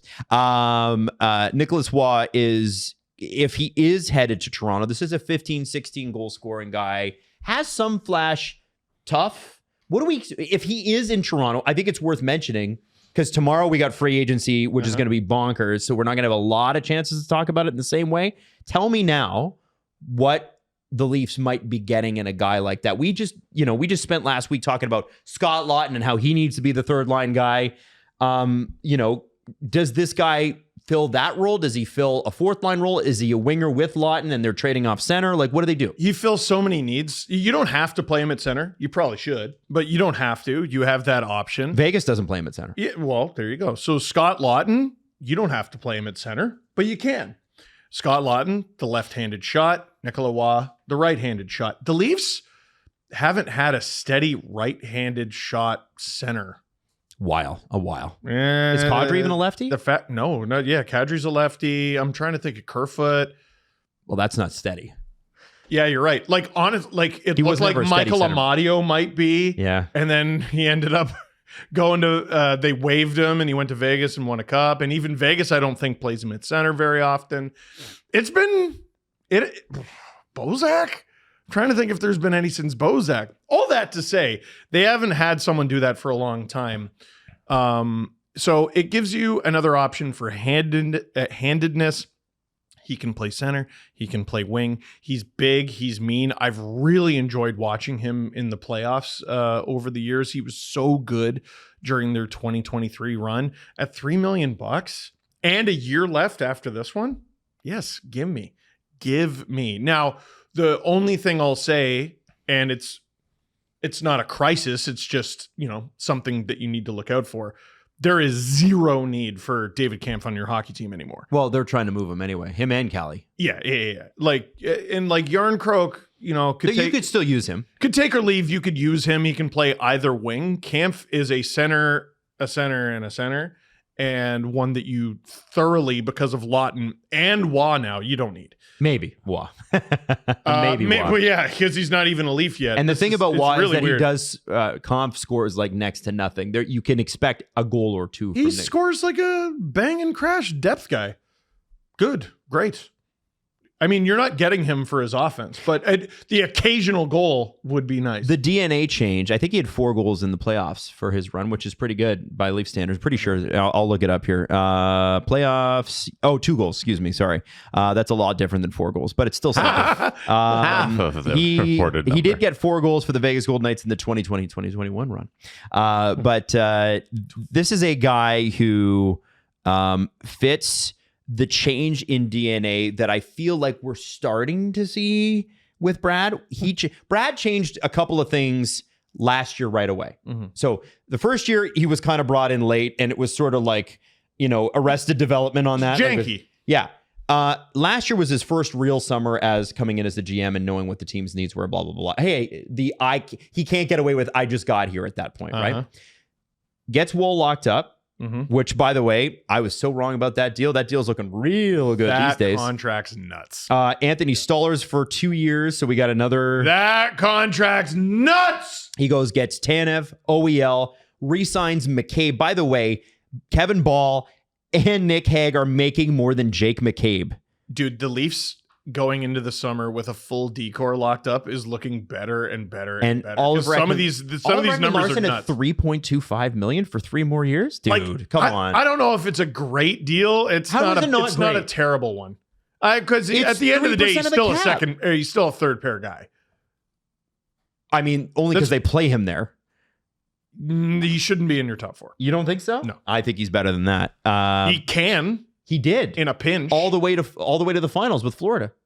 Oh no, he was 4th. He was 3rd pair, wasn't he? Yes. Okay, fine. Knock it off. I'm a big OEL guy. All right, you knock it off. That's okay. He's not terrible. My point is the de-emphasis on the core, which Ryan O'Reilly said, Brad Treliving said, seems to start with the 3rd and 4th line, which they got outside of Domi and Pacioretty next to nothing out of in the playoffs. And so if you add Watt to that group, and I'm assuming it'll be probably between Toronto and Detroit for Pacioretty because his family's in Michigan. He did like it here. The Leafs do want him back, but that's I think a later decision. Good Lorentz in that group, right? Mm-hmm. Who else? Like this Holmberg, I guess. Well, he's not in the top 12 though. Holmberg, no way. Played in the top 6? He shouldn't. No, he definitely shouldn't. You're right. My point is that I feel like we're starting to see a little bit of the character come in. Lawton is a high character guy, beloved by teammates. Had a really couple of great runs with Philadelphia in the playoffs when they used to make those. It's been a while. Him in the playoffs this year. I know he didn't score a lot. I liked him. What do we think about what Brad is doing to this? Because we like what he did to the defense. We like what he did to the goaltending. What do you guys think so far? I mean, this can change today. Right. But I just want to know, as of right now, what you think of this. I don't know. Just for so many years, you could go into Toronto and not crack an egg. And I just don't think that's going to happen anymore. Are they a better hockey team? I think that's the very important question. We won't know. We won't know. And how do you replace Mitch Marner? I think the best way to replace Mitch Marner is not to go out there and be like, how do we get these 100 points in the aggregate? The best way to replace Mitch Marner is to change the kind of hockey team that you are. And that is a defensively focused, not that he was bad at that, but a defensively focused team that is so not fun to play when you have the puck. When the Leafs don't have the puck, they need to be a nightmare. The Florida Panthers, with the puck, we know what they can do. When they didn't have the puck, it was exhausting. Like the most relentless forecheck in hockey. They're animals on the walls. They're animals coming up the middle. They're hitting you. They're grinding you. They're screwing with you after every whistle. It's not a fun time. And the Leafs, I mean, geez, it must have been a nightmare for the broadcasters because, we don't even have time to throw to commercial or nothing because there's no face washing after whistle. There's no nothing. It's just too peaceful of a time. And even though they have slowly gotten away from that over the years, they're still at the top way too much of it. They had too much designated toughness. Toughness is something you need to have throughout the lineup, like Florida has. So a designated tough guy can flourish, right? Knies is tough. Hits like he's a freight not a train. designated tough guy. No, Like, but he's tough. Yeah, this is what That's I'm the saying. point, yeah. You can't have this is our finesse guy, this is our tough guy, right? Like Wayne Simmons comes in and we're tough now. No, Kyle Clifford, we're tough now. You have Wayne Simmons on the ice. Okay, he's on the bench now. Now what are you? Or Jake Muzzin. Yeah, The only tough guy on defense. We got Jake Muzzin. Okay, he's on the bench now. Now what are you? Baby shit. Right? It needs to be throughout the lineup, and the best teams in the league have that. What do you think about Jesse and Steve? Pierre LeBrun tweeted this out. Michael Pezzetta's name being out there, potentially linked to the Leafs. Grew up in the area. Another high passion guy. Obviously, Canadians fans friggin' love this guy. Yeah, but we're talking about a contract that's like what, $900,000. Yeah, if no, that. but in terms of add to the team, and we're talking about lower end of the lineup. It's great to have fresh bodies. I think it's good. They need so many forwards still on their lineup. They have just a pile of left wingers and nothing on the right side. They just need guys. So I feel like a 900 or whatever it's going to be 750. He had 0 points in 25 games. Yeah, so it might even be a two-way contract. We're talking about maybe. We're talking about a guy who's looking at the Alex Nylander role possibly, and we're getting excited for a player, and he comes in and he could do something maybe at some point in the season. Like but he doesn't need to be an everyday player. Like no. and I've said this on the show. I don't know how you would go back and find it unless you're an absolute sicko, but I've liked Pezzetta since before he played an NHL game. I remember watching the preseason Leafs Habs, and I was like, who is this guy? He's a maniac. And just not NHL talent, but all-world effort and all-world heart. And he fought Reeves at least twice. Like, what a nutcase. And he's big boy, right? Oh, he's 6'1" or 6'2", 220. Like, big boy. So but forget big boy. Willing to do anything for his team and not scared of anybody. You sign him to be your, I don't know, 14th forward. 13th, 14th forward to get you through the regular season. How are we even wasting time asking whether or not this is good or bad? Well, I just want to know for Leaf fans, like, I'm not. No, I don't mean you. Yeah. Like, I just mean some people are going to be like, yeah, but he's not the same second line scorer in the AHL that I've been accustomed to. Yep. On the fourth line. I mean, we've been talking about things the Leafs have tried over and over and over again that haven't friggin' worked. That. Think of all the air we wasted on, we got to get Alex Nylander in there. What did he do? Not much. You know what I mean? Yeah, that's exactly it. Like, I don't think Michael Pezzetta is a guy that's moving the needle at all. It's good to have a body. I'm happy that they're getting guys who are passionate to be Leafs, but his career high in salary is $812. So like sometimes you need a guy to come in and break someone's collarbone on December 6th. Is he gonna score a point for the Leafs? Because he didn't do that for the Montreal Canadiens last year in 25 games. Maybe not. If he brings you to your feet with a fight 7 times next season, he's worth the money. But then we're in the Ryan Reeves territory. You know, then it's like we got this guy in Ryan here Reeves making 135, and Pezzetta would be like $800,000, and you can send him to the Marlies. Sure, No, but like Jesse's bringing up a valid then point. we're in the same area of like we got a guy who's on the roster to just get the crowd hyped up for a fight, and then Ryan Reeves, that was cool for a year, and then it kind of went a little sour. Jesse's bringing up a valid point. He needs to be able to play a shift, which by the end of the season, like, it was just obvious Reeves couldn't do. By like December, it was obvious. Like, so hopefully I saw him score a point on a game winner. Reeves did. He got an assist on a That's Steven more Lorentz. points than Michael Pezzetta. Damn. Yes, but have you considered that Michael Pezzetta fills the very key role for the Leafs of is Italian? And I What think about Abergese?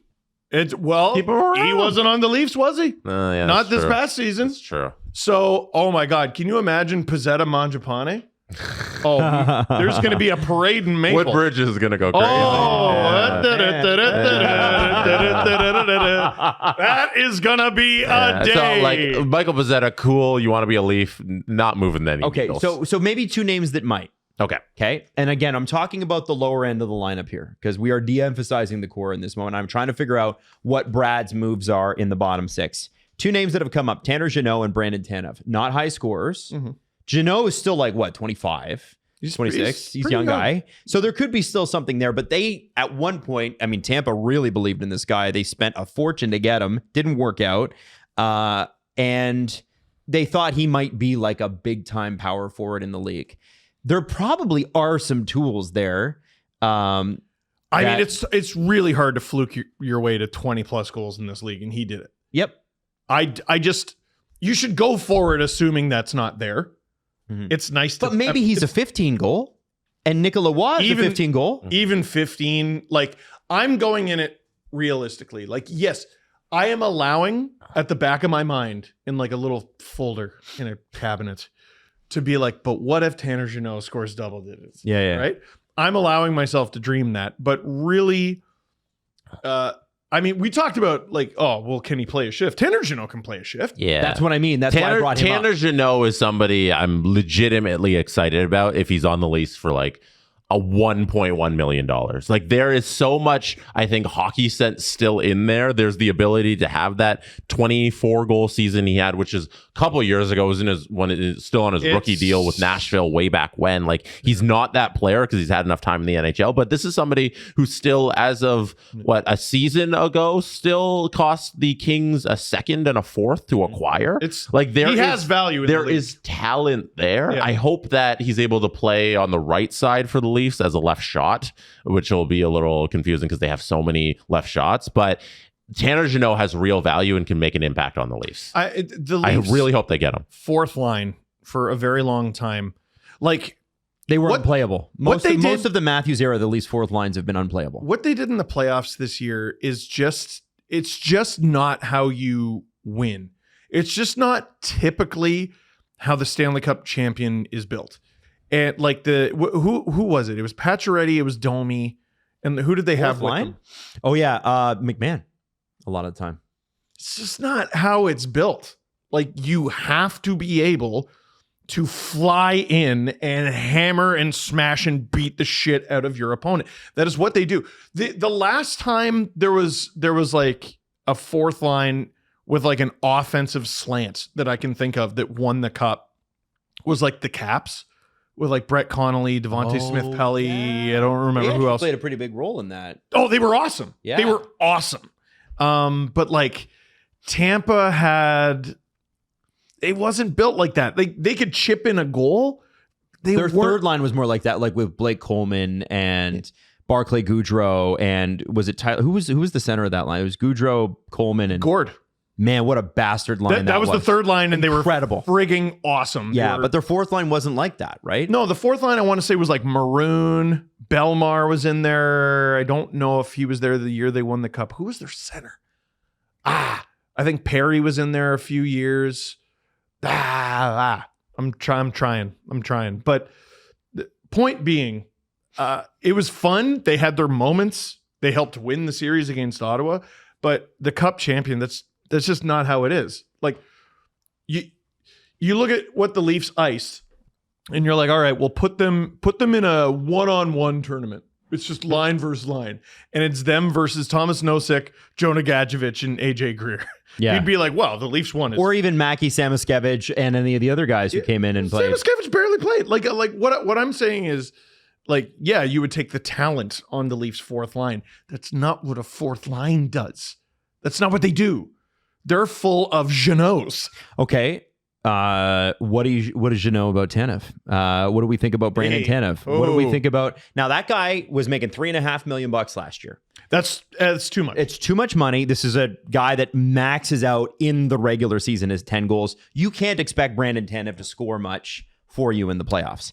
Penalty kill, forecheck, a little bit of size, chip in the occasional goal. Also vibes, motor. funny pictures. Chris Tanev's brother. And he's got he meets all those qualifications. The thing about watching the Blues Jets series was that Tanev never stopped skating. Like when he's out there, he never stops. The Leafs a lot of times look tired. Yeah. I was like, man, he looks. There were times even against the Sens where I'm like, man, they look a little slow right now. The Panthers. Well, that's why I started to be like, are they shitting themselves? Do they have a stomach bug? Because they like, but it was like out of nowhere. They look terrible. The Panthers. Like I don't know where they found that motor. Mm-hmm. I don't. Do they have special bikes in Florida? Like I don't know. But that's what you need. That is what you need on the fourth line. Who's out there? And it's not about making your team less talented. Mm-hmm. You still have Knies. You still have Austin. You still have Willie. You still have Tavares.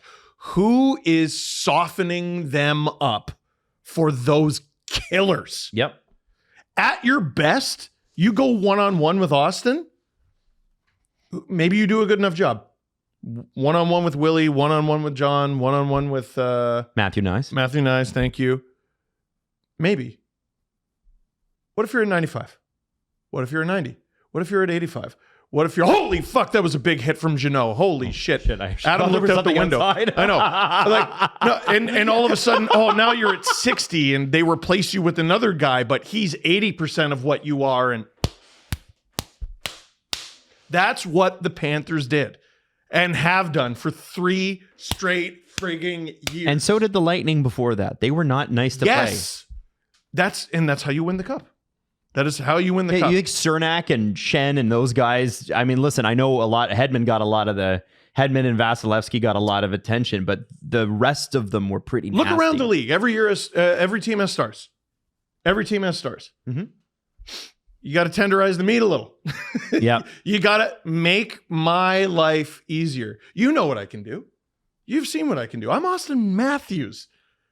What is he like, man? A lot of people were harder on him in the playoffs than I was. And because I would watch him every shift and I'm like, the guy is trying his balls off, but he's doing the role of like a middle six Swiss Army knife center. We need you to score and shut down Barkov and he's digging in the corners and doing a good job. Mm-hmm. And he's winning battles and doing a good job. And he's blocking shots and doing a good job. And we're 45 seconds into a shift. And now he's got to go up the ice and be 60 goal guy? No, it's not how this works. Mm-hmm. It's not how this works. Someone else has to do that work. Yeah, respectfully, they got people to do that for Ovi. I don't think I've ever seen him in a corner battle. And they battle. got people to do that for Crosby, although he still finds himself in corner battles because he's Sidney Crosby. Well, he's an animal. Okay, so those are some of the things I wanted to bring up when it came to the Leafs. Now, the last name I want to talk about, and you listen to the CJ show today, CJ says, and I almost pooped myself on the sidewalk when I went for a quick walk before the show. Vivid. Oh. Every second that Marchand hasn't signed in Florida, the chances go up that Toronto and apparently Utah are very interested as well. And weirdly enough, Drager said Boston also wants him back. I said that a month ago. Yeah, they have all the space. CJ said, okay, but you're not going to win a cup in Boston. Trade him again. No. Trade him again. I mean, it's a good idea, but it's not NHL 25. Imagine it's your not Roman Polak is Brad Marchand. What if he's not Do it again. What if he's not chasing another cup? What if he wants to go home? He's chasing money. Could be that. Yeah. He also grew up a Leaf fan. Did mention that at the press conference. Do they give him the captaincy back? Yes. They should. Right? If he goes to Boston, they should. Hey, here it is. You You're left a it captain. for like 2 months. Here you go. Did they already give it to someone else? No. He was the captain up until he got traded, and then now he's not the captain. They don't have a captain. Clearly going to be McAvoy eventually, but I think you you give it probably to just give it right back This is to a him. Hall of Famer, man. You give it to Marshy. Hey, Charlie, You can wait. Well, Marchand McAvoy waited for or Pasta. Bergeron. Exactly. His run with the captaincy was like 6 months. Yeah, and then Chara held Bergeron out of that spot for a long time. You got to wait. It's Boston. They're winners. One day we're gonna look back at Bergeron's career and we're gonna be like, he was a captain for like 3 years. I know, because of Chara, some guy named Chara. Marchand in Toronto. CJ said this morning something like, again, it could be like as high as $9 million over 4 years, but it's Brad mother effing Marchand. So your choices are overpay for Brad or don't have Brad. And I'm going to just say, with the cap going up, I'm okay with it. I'm okay with it. His age keeps going up. So sure it does. Yes. But you front load the shit out of that with bonuses, right? Front load the shit out of that because our NHL teams are already complaining, oh, but we simply couldn't pay that much money. We're only getting 2 new expansion franchises at $2 billion apiece, but we certainly couldn't spend $115 million on our roster. This episode agent provocateur or what? Bunch of liars. But if you front load that Marchand deal, which you still can do, and then the last 2 years, it's an easily tradable thing for a team that can't spend to the cap or is fucking cheap. I think that's a deal that he can come in and, I would hope the Leafs wouldn't trade him, just let him retire here. But if it works out that you need to a couple years in, then so what? I look at it like you need a guy like that character-wise. You need character guys. And whatever, he gets you 45, 50 points in the regular season. Can you imagine Brad Marchand and Austin Matthews?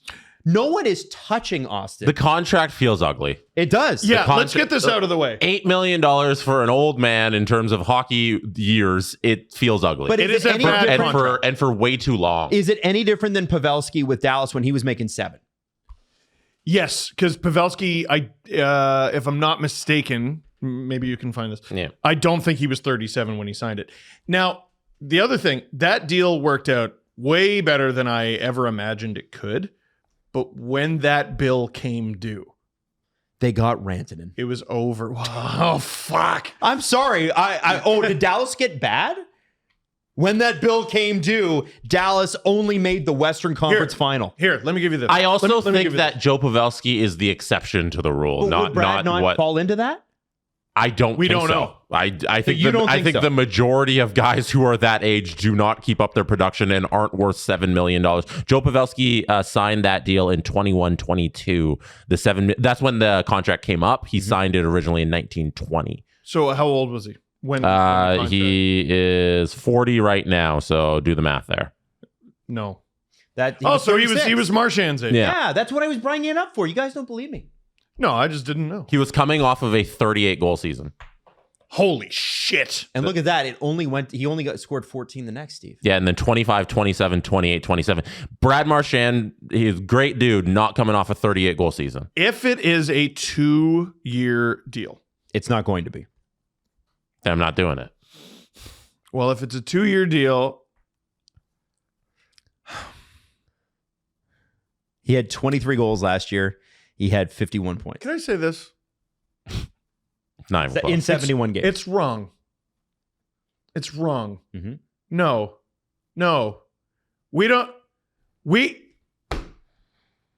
If you can't beat him, join him, but the opposite.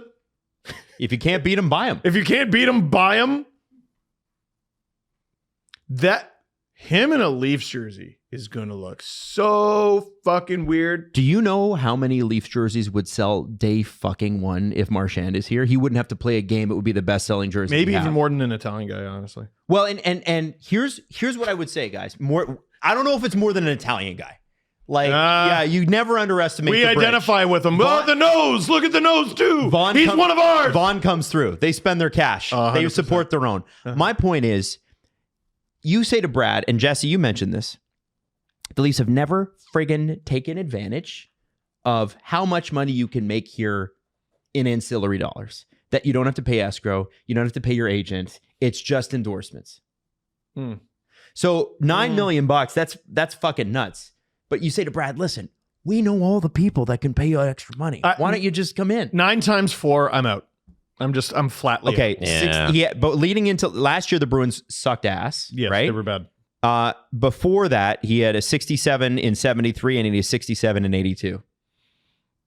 Oh, you don't have to sell me on the player he. I have no problem with the player he is. It's just the money. You know what? I don't even care. Fucking pay him. Get his ass here. He needs to be here. That's my opinion on it. And is it a bad contract? 100%. It's a horrible contract. 100%. Yeah. But 8 times 4 even. Here's what I'm dying for. The Toronto Maple Leafs. I want to love the Toronto Maple Leafs again. To sign a bad contract. Give me a guy who I'm like, yeah, I don't care that you're over. Everything that Brad does, Toronto would die for. You're advocating for a bad contract. I am. And I'm owning that. That's and strange. I'm proud of that. That's And if you strange. you don't like fun. This is fun. Let's have some fun with this. The cap's exploding. What about winning? I think Brad helps with that. Yeah, but having a bad contract on your books doesn't help winning. Do you want Brad? Do you want 2 Andrew Mangiapanis, or do you want Brad Marchand? I think 2. If you get 2 of them, if they duplicated Mangi, yes, I would rather have that. I think I would, without a question. I wouldn't. Smallish forward who is not overly physical. Yeah, but you get 2 of them. We've had 5 of them sometimes in the lineup, and it does dick all come playoff time. It'd be Mangiapanis, by the way. It would be because you're eating 2 breads. Yes. I'm just saying. It's paninis. Mangiapinis. Ooh. Okay, that's enough. All I'm saying. That's enough of that. Andrew Mangiapini. All I'm saying, to quote Steve, we got a jersey. Absolutely 69 Mangiapini jersey. Mangiapini, Jesus. Is that Call Sports Check. Is that as good or Call Sports Check? Get it printed. I don't care. Adam, what? I don't like this guy and his anti-Italian discrimination. I know. First he was talking crap about Columbus Day, and now he's got this. You're doing a Sopranos impression. No, I'm doing Sill. This is like offensive to your own people. No, oh yeah. You're talking about 69 Mangiapinis and me doing Silvio Dante is offensive. Who's the real cultural I'm appropriator? seeing double 4 Mangiapinis. Exactly. Listen, get the jersey. With Marchand. Now I hope he signs. With Marchand. For years, I've said with the Bruins, like one of the things I admire the most about them is they draft Bruins. Mm-hmm. They sign Bruins. Mm-hmm. They develop Bruins. The Leafs are this weird skill mosaic where they bring in guys who are very good, sometimes not so good. Sometimes they have more good guys than others. What is a Toronto Maple Leaf? Mm-hmm. But what you're referring to and what you're explaining is the Kyle Dubas era of Toronto Maple Leafs. Yes. Not the current Brad Treliving era. Well, and what are they? We're going to find out. They are... He's building his own team for the first time. So far, they are bigger. Mm-hmm. So far, they are meaner. But when the Bruins got Trent Frederick, I was just like, how do they keep finding these assholes? How do they keep finding these guys? It's crazy, right? Guys who are Bruins, guys who are I think there are players with the skill set of Charlie McAvoy. I mean, not many, but there are players with that skill set, but it's an attitude. It's a mindset. If bringing him in means you help establish a mindset, what the Leafs are. What the Leafs have been for about a decade is guys who rely on Austin Matthews to do everything. That's been their identity. That's Mitch Marner erasure. No, okay. He should have probably been captain. That rely on the core 4 to do everything, and then we have seat fillers basically for the whole rest of a bunch the of time. Nick Richies. I get it. Yeah, and that's just not how you win in this league. Yep. It's just not. So I'm so worried about the money. I'm so worried about the term. I'm so worried about his age. I do think he's currently an extremely good player. I'm so worried about the hangover. But I need to know by the end of next season what a Leaf is. Because their identity beyond guys who just rely on the core 4 is chokers. That's what it's been. I mean, even the core 4 has been considered that, right? Yes. That's not great. Mm-hmm. It's not a great identity. So And also not likable. Not a great public perception. Let's be honest. Like, I love the Toronto Maple Leafs. You know who you should be not Do I likable think this to? is the most likable group of guys I've ever seen previous to that? No. They're the only team that's unlikable to all 32 markets. Now, and You should be unlikable to 31. like I compare that to the way that I would have died for Gary Roberts or Curtis Joseph or Doug Gilmour Alan or Matt McCauley Sundin. Alan McCauley in that third round playoff run. I would have died for Babe Die. Oh, Charlie Conacher? Yeah. Stop. I had his jersey. Jesse, you're not that old. Okay. You're not that No, not yet. So, okay. That sort of wraps the Leafs thing. I want to get out there. Where do we stand on that? So when we're sitting here tomorrow and the deal comes through, and if the Leafs get him, are you going to not celebrate? Let's say he signs 9 times 4. Okay, 9 million times 4 years. Oh my God. No, Okay. 9 million? Are you going to not? Well, that's what CJ said this morning on the CJ show. No. Are you not celebrating? If it's 7, like I'm throwing the parade. If it's 9, no, I'm upset. No, here's the way you do it. You, in the moment when he signs it, you use your brain and you go, that's too much and bad.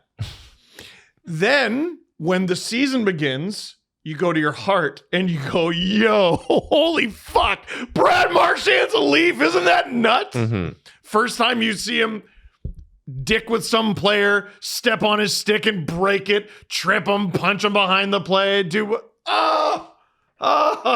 going to be awesome. And then if they win, it was brilliant the whole time.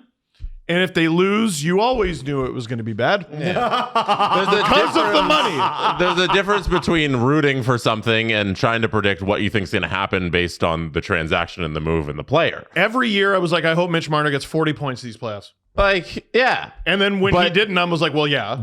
Like going into the series, we're like, Florida's going to win. Like you predicted Florida, I predicted Florida. Adam, where were you? I never literally bet said against the Florida. I think you picked the Leafs, but like I was close. we wanted the Leafs to win because we're rooting for the Leafs, but we thought Florida was going to win. The last 3 Leafs series, I have gotten winner number of games. Mm-hmm. I'm uncomfortable with how accurate I am with that one team. And the Leafs are 2 and 3. No, they're 1 and 2 in those series. Yep. Like 2, but all those 3, you're predicting them to win. So Brad Marchand signing with the Leafs. I hope next season he scores 100 goals. I hope all of a sudden he's prime Wayne Gretzky and he scores 100 goals. Do I think that's going to happen? No. Do I want that to happen? Yes. So that $9 million contract, I hope it works out for the sake of the Leafs. Do I think it's going to be good? Probably not. Okay. All right. Now, Panthers, I think they get him and Ekblad done. so let's talk about this, okay? I'm going to mention Kevin Ball and I'm going to mention Nick Hague, but there's somebody else I'd like to mention as well. Okay, Nick Hague traded to Nashville. We already kind of touched on this. Signs the contract. I think it's 6 years, 5.5. Kevin Ball, same $5.5 million long-term deal with Calgary, okay? Both guys in their mid-20s. The thinking now is the Evan Bouchard contract. Man, if that's what Nick Hague and Kevin Ball are getting, he should make 15. Well, here's what the thought is, according to Freege, which is 4 times. What's your guess? And they're relatively confident this gets done. So this would buy 2 years of UFA? I think so. It's 4 years, by the way, 4-year contract. But it would take him to Just 12, give me 12 million. Jess? For Mr. Bouchard? Yeah. 4 years, 9.75. 9.5. There you go. Wow. Oh, So yeah, that's a great Hague and Ball, not to take away from them, because they're kind of they're almost the same archetype, just big, like rah, rah, rah. No, they're not. You don't think so? Isn't Ball big? Yeah, no, they're massive. Oh, you mean like literally just how their body is as shaped? as each other. Nick Hague and Hague and Ball. yeah. Sorry, I was like, you think? Oh yeah, Kevin Ball's running. I was going to have my friend committed. Come on, now. I was very confused. Steve, it was pretty obvious what I was saying. Hague and Ball, kind of the same That's why player. I was confused. Kind of big, kind of rangy. You know what I mean, right? Okay. Big and mean. Move forward. Bouchard, real tough guy to get, right? In terms of like finding them in the draft. Sure.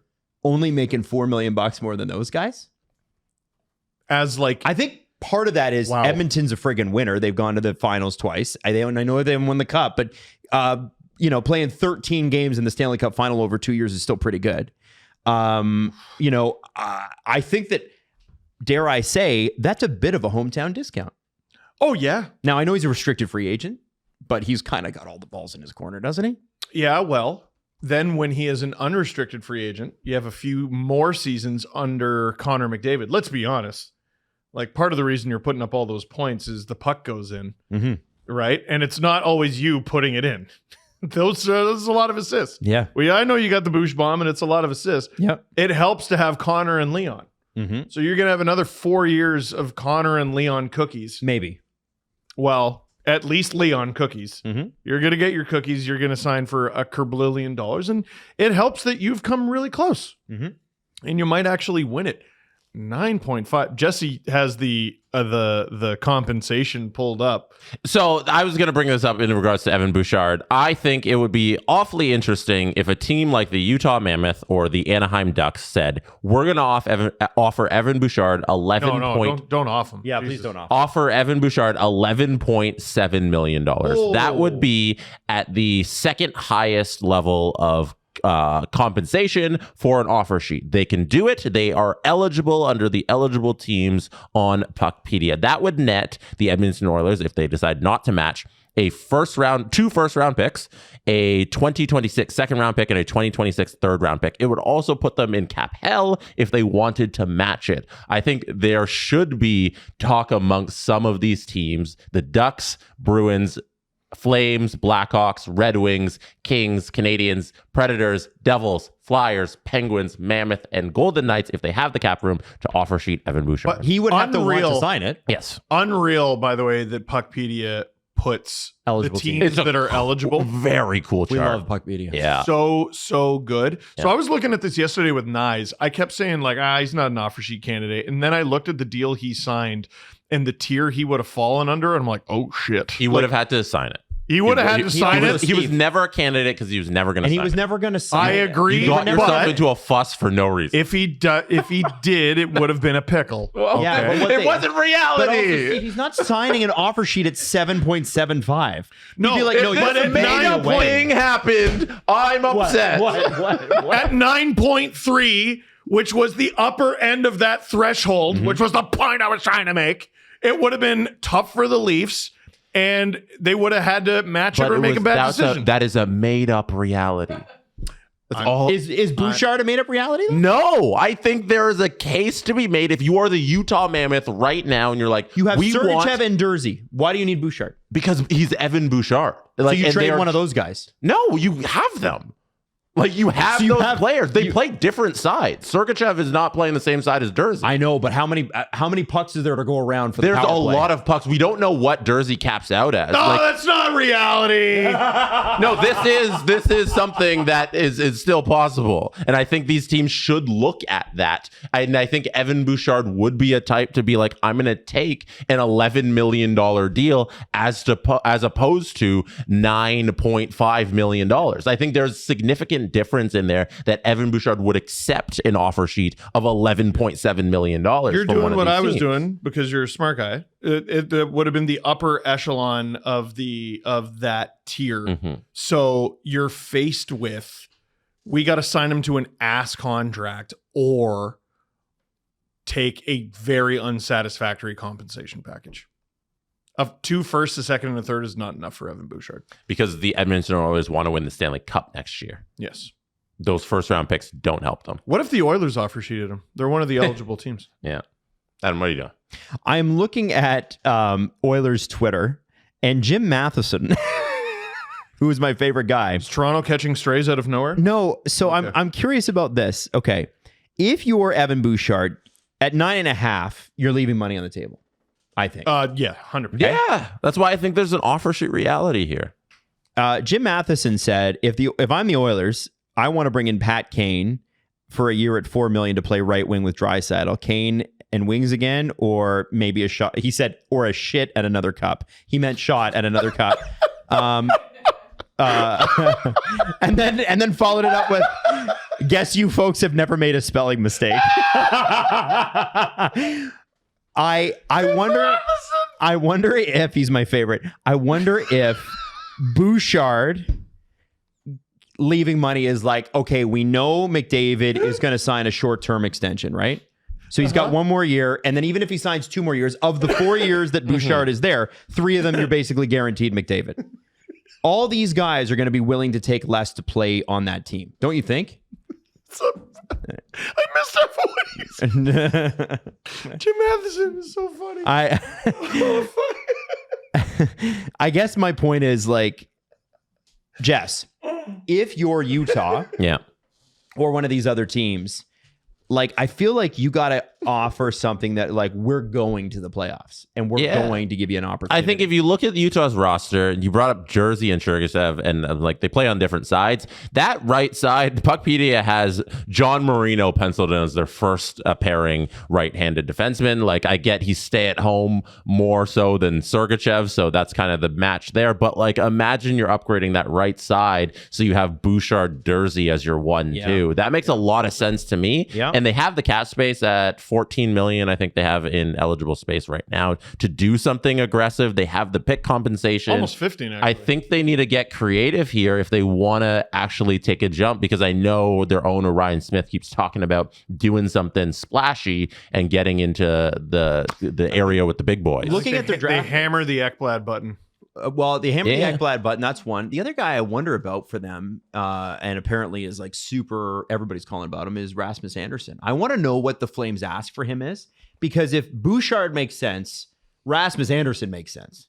And and you know, a little older, right? And a year from UFA, but he wants to sign a long-term deal. That would make a ton of sense. And you've got the draft capital to go get him. I think it's Ekblad, it's Anderson. Like, I think they want something splashy here this offseason. I think either of those options, I think, are on the table for them. It's a great summer to be trading guys, because in free agency, everyone is going to make, I mean, early indicators are insane money. Yep. So if you have someone on, like, it's like a BC and AD, like if you trade someone who has a 2025 or earlier contract, like you're getting a player at a really nice cap hit, and the team who's trading them can ask for the sun and the moon if they want. That, or I'll just keep the player on an awesome deal. Yeah. Right? If you can sneak in those 8-year deals as much as you can. Yeah. So I think it's going to be a pretty tradey summer. Yeah. Also worth mentioning, it looks like Matt Dumba's not going to be bought up by the Stars. This is their last day to put him on waivers. We've passed the deadline, so that's interesting. Well, maybe they can trade him.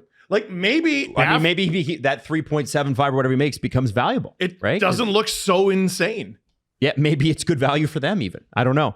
It's still, I don't know. It's couple of re-signings in Boston. Morgan Geekie, who very quietly put up 57 points, 33 goals last year. Really, really good player. How about this signing, guys?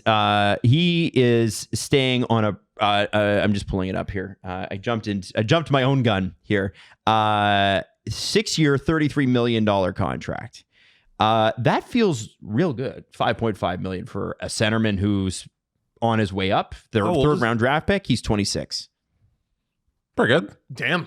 Like, that's a very good deal. You expect him to be a middle six guy until he's 32, right? Yeah, Morgan Geekie had the most sneaky 30-goal season out of any player in the NHL. Yeah. Like, I don't think on the surface anybody's like, Morgan Geekie 33 goals last season. He's clearly getting better, and I think it's a good bet on Geekie to continue his production. You're reminding me of a quote I read in the Hockey News years and years and years ago when I was working at the Toronto Zoo and not doing my job. And that was even on bad teams, someone has to score.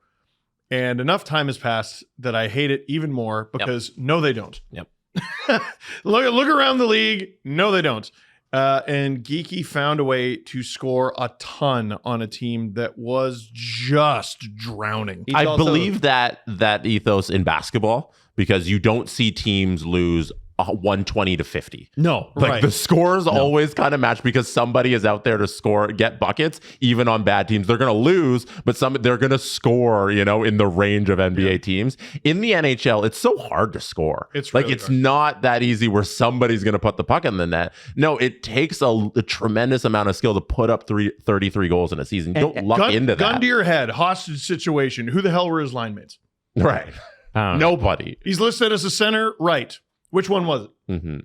You know what I mean? And he still put up 33 goals. It's a disrespected season. Yep. No, for sure. And disrespected by everyone, including himself, apparently. At 5.5. And Connor, what the? All right. And Henry Yokiharu has re-signed with the Bruins as well. 3 years, $9 million extension, so $3 million a year. 26 years old. Dude, that guy getting $3 million has me like. I think there's going to be some crazy numbers out there tomorrow. Like, it's going to be nuts. What does he top out as? I think what he is, which is a bottom pair. Yeah. $3 million. Yeah. Well, Yo, guess what? That's why I say, Oliver Ekman-Larsson's not a good deal. I think Henry Yokiharu is making $3 million. I don't mind Oliver Ekman-Larsson at 3.25. it's a good season. It's a good summer to have your goalie tandem locked up. Yeah. It's a good summer to have your whole decor locked up Until they're dead. Yeah, because they're all going to be dead. They're all us too. Us too. We will also. We're not even going to be here to talk about it. We'll all be dead. But man, some of the early indicators, a lot of people are going to have a really difficult time wrapping their head around some of these numbers. I think Boston went 1 for 2 over the weekend. You don't like the Yokiharu thing? No, I don't think it's great. I think you need warm bodies, and you do, but is that the guy you want? Like, lock it in your second pair on the right side for $3 million. It's not. It's not ugly. It's not a huge miss. Yeah. It's a bit rich, but like Geekie is seeing what people around the league are getting. I mean, what on earth made him accept that deal? Mm-hmm. Do we think Boston's a playoff team next season based on their current roster? They'll be hunting. They're not what they'll they be once healthier. were. They'll be healthier. I mean, you immediately get one of the best pairs in the league back at Lindholm McAvoy. That pushes down Yokiharu and Zadorov. Lorei just got all that money too. Forgot about that. 3.2 for 2 seasons. A peak there, 2.75 as well. Oh, there's Patra. I was like, where the hell's Patra? Your center depth is Lindholm, Zaka, Middlestat, Minton. You're going to need... Geekie probably maybe slots in as center. You're going to need your young guys to step up. So you need Patra, you need Lascelles, you need Geekie to continue to be what he was. Kuznetsov scoring more than a point every 8 or 9 games will definitely help. And we'll see if Minton's a full-time NHLer. It's nice of the Sharks to allow their owner to play on the Boston Bruins. What? Oh! Yeah, there he is on the left side. Oh! Yeah. That's funny. I listen, I don't think Boston's going to blow anyone out of the water. It wouldn't shock me if they're back in the playoffs next year. And I say the same thing about the Rangers too. I know there's a lot in flux there. Teams like Montreal and Ottawa, no disrespect, but you needed Boston to fall off in historic fashion and New York to fall off. They won the fucking President's Trophy, dude. I think both those teams are better, though. I do think they're better, too. Yeah. But I think there's going to be... Not than the Bruins, like better than themselves previously. last year. Yeah, 100%. I'm just saying there's going to be a real fight for the wild cards this year. Oh, it's never easy, is it? Well, that's a little not true. easier this year. It's like, but it was hard. like those two versus like Columbus, who made a late charge, but you know. John Gibson traded to the Detroit Red Wings 12 years with the Anaheim Ducks, and he was traded in 11 of them.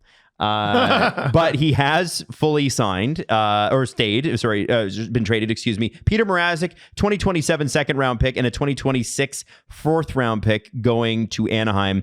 And, you know, I was of the belief that, like, man, you got a good thing in your goaltending. Keep the good thing going. But John Gibson actually had told Pat Verbeek, I want to get Well, and now they're Red Wings West because you have Dostal, who you don't have signed. You have Mrazek making 4+, and you signed Ville Husso to 2.2, which means Mrazek is not staying. You got to trade him. I think I don't know what bothers me. I think with the Ducks is it's like, if you give me Peter Mrazek, you should have to pay for that, right? Like, you should have to pay for me to take $4 million of Peter Mrazek. That's not nearly enough. And I like what the Ducks have done. Steve Eisenman's like, hey, you ever see the Wallman deal? Yeah. Yeah. A very merry unbirthday to you. And he's the Mad Hatter. And it's yeah, but if I'm the Ducks, I'm like, I'm not taking that. That's not, unless you think a team like the Oilers is going to come along and go, we'll give you, we want Peter Mrazek all of a sudden. This trade is low-key 2 of the most unhinged GMs in the league. They're nuts. Both of them. They're crazy. Both of them are insane. It's great that they do business together. I kind of hope they do more. Maybe loop Barry Trotz in on that one, see what happens. Nice little freeway. Oh, put them in a group chat. Forget the Kachucks and Miller. Do you know how Anaheim acquired Ville Husso from Detroit? No. Waivers? He was traded to Anaheim for future considerations. Right. So yeah, because he was awful. There was nothing going back the other way, and there still is nothing. So this trade, I look at it as Husso and Mrazek and a second and a fourth for John Gibson. Oh, okay. I can see that. You know, like see that maybe that fourth in this deal is for taking on Husso. That's them doing good business. Yeah, with I each think other. this deal is kind of in the future considerations because nothing was paid by Detroit for that deal. Go look at his season last year. He was Husso? hot garbage. Oh yeah, just in Detroit, just awful. He played 5 good games in Anaheim. He put up good numbers. It's 5 games. They must really, really believe in this guy. Also worth mentioning, since we're on the subject of Detroit and this just happened, Tarasenko's 866. rights have been traded to the Minnesota Wild. Interesting. 11 goals and 33 points in 80 games. So I would assume, Tarasenko and Kaprizov, like, there's a Russian connection there.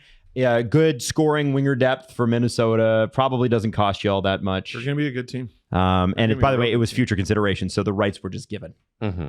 Oh. Yeah. So you're just doing... That's Yzerman doing Bill Guerin a favor? Well, I think Weird. you're probably doing Tarasenko a favor.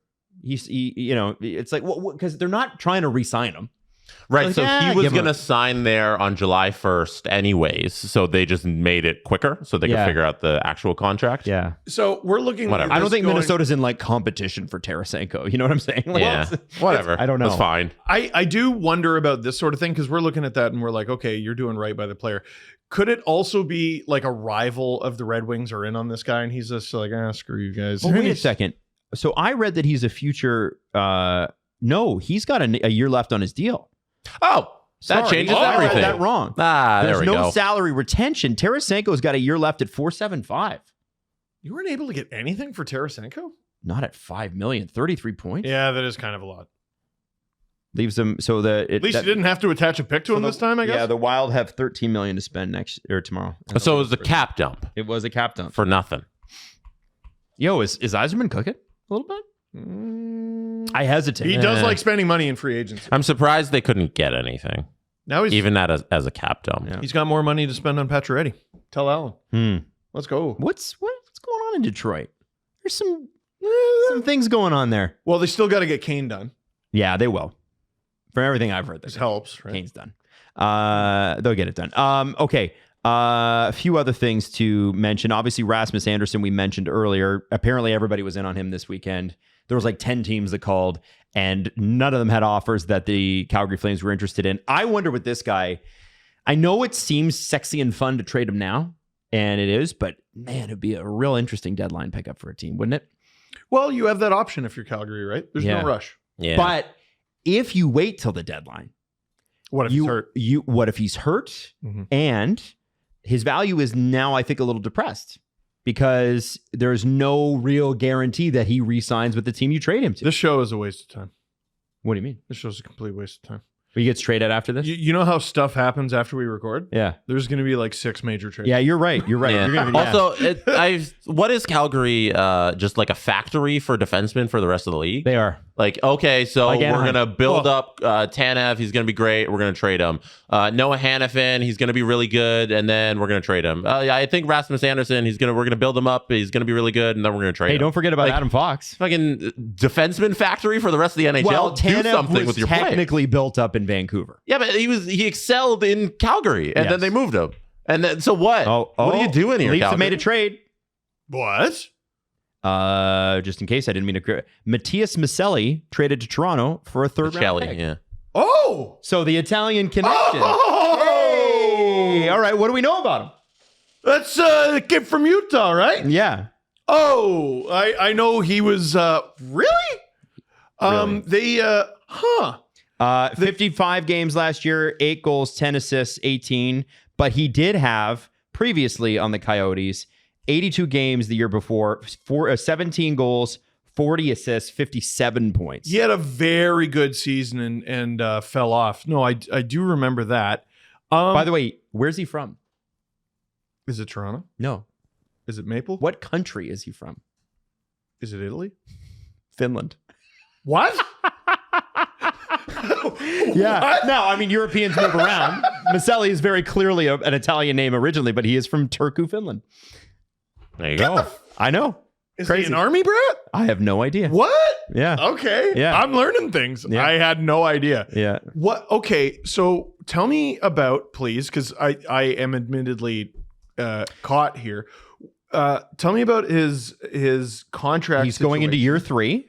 So It's- one year left. It's a bit high, $3.425 million for 17 points. But if he's going to score 50-ish points, which he did the previous 2 years, he had 149 and then 157 point season. You could see a guy like that being very worth $3.5 million. Salary retention? It doesn't appear that there is any. It's a conditional third, by the way. It's not a set in stone third. Interesting. So it could go up, could go down. Yep. Okay. What position they got him playing? That is also a very, very good question. I think So he's a left wing, right wing guy that you can play. So he's either a way. wing. And they need wing. Because my ears perked up. I'm like, wait a sec. Is he a center? Is the Nick Waugh deal about to fall through? I don't think so. Very interesting. Okay. I think that's a guy that they're hoping might be able to play top 6. If you think about, think gosh. who's going to play with Nylander and Tavares? No, it's because Bobby wasn't the greatest there. I don't think Bobby's all that. I mean, at his contract, you can't really. He's got to figure himself out. No. I don't. Still got 20 goals. I don't complain about him at all. No, he feasted on guys lower down in the lineup, but That's what his job he is. probably will continue to do that, or he's best suited to do that if he stays on the third line. There are 2 open spots in the top 6. Mhm. It's first line right wing, second line left. That's fascinating. That is a fascinating one. You're going to have to go home and do a video about this. I know that. So you have to do Or do you want me to research. do it here? No. Well, I mean, whatever you want to do. I don't really care. But I'll do it at home. I'll do it at home. I'm hungry. It's a bet for the Leafs, right? I would say, Jess, like a bet on a guy having a good The comeback. playmaking ability's there. Like, I love his assist numbers. Last year was a down year, but I think before that, he's proven that he's got some really good playmaking abilities. And that's kind of what you need, because you got the guys who can put the puck in the back of the net, and Austin and Tavares and Willie. So you need somebody to feed them the puck. And I think Maccelli can be useful for them. Mm-hmm. Like, I don't hate this deal at all. I think it's a good bet. There are some questions the- about his defensive game, but yeah, I the mean, contract's I guess a little high, but I think he can perform at that level. Like 375 isn't like nothing. It's definitely not an expensive deal, but it's in the range of, like, if he doesn't work out, it could be you're hating the deal. But I think there's potential there for this kid to excel. So here's where I'm like, okay, I guess I didn't watch Utah closely enough this past season. 11 goals, 49 points. Wait. 17 goals, 57 points. Wait, how did you drop all the way to 18 and 55? What the hell happened? apparently he's got great underlying numbers as well, and his underlying numbers last year, despite the fact that he was not, it just seemed like not a fit under Andre Tourné. And he's 5'11", buck 85. He's bang average. His advanced stats were higher last season despite the lower production, and he was scratched around the deadline. And they tried to include him in some deals, and nobody wanted to take it because $3.45 million in somewhat of a flat cap environment was a lot at this past deadline. That's a lot of money. If you're trading for guys at the deadline, you want guys who can help you win now. Mm-hmm. And why am I acquiring an injured player, Trent Frederick, if I'm trying to win now? Yeah. Right? I'm looking at Trent Frederick, and I'm his fit on the Oilers going forward actually, it makes more sense than it did this past playoffs. Mm-hmm. Just to use that as an example. That's a fascinating deal. Well, and from what I'm reading, That's this not is a what I guy would have put money on. This is a guy you shouldn't probably have in your top or in your bottom 6. This is a guy who should be in the top. And I think they need to take some bets on guys in the top 6. You know what I love right now? And I'm just realizing it. I don't know what they're doing. It's fun. I don't know what they're doing. And I'm not saying that, what are these guys doing? I'm saying it every year, trade deadline, summer, we knew exactly what they were doing because there was so little that they could actually do. I'm looking at this and going, okay, well, do they do Mangiapane then? Do they have to do Mangiapane? Do they need Mangiapane? Well, what about the depth guys? Could they maybe do something on D? Could they? It's fascinating. And it's fun. and I'm going to do a deep dive on his heritage because his dad is Finnish and his great grandmother is Italian.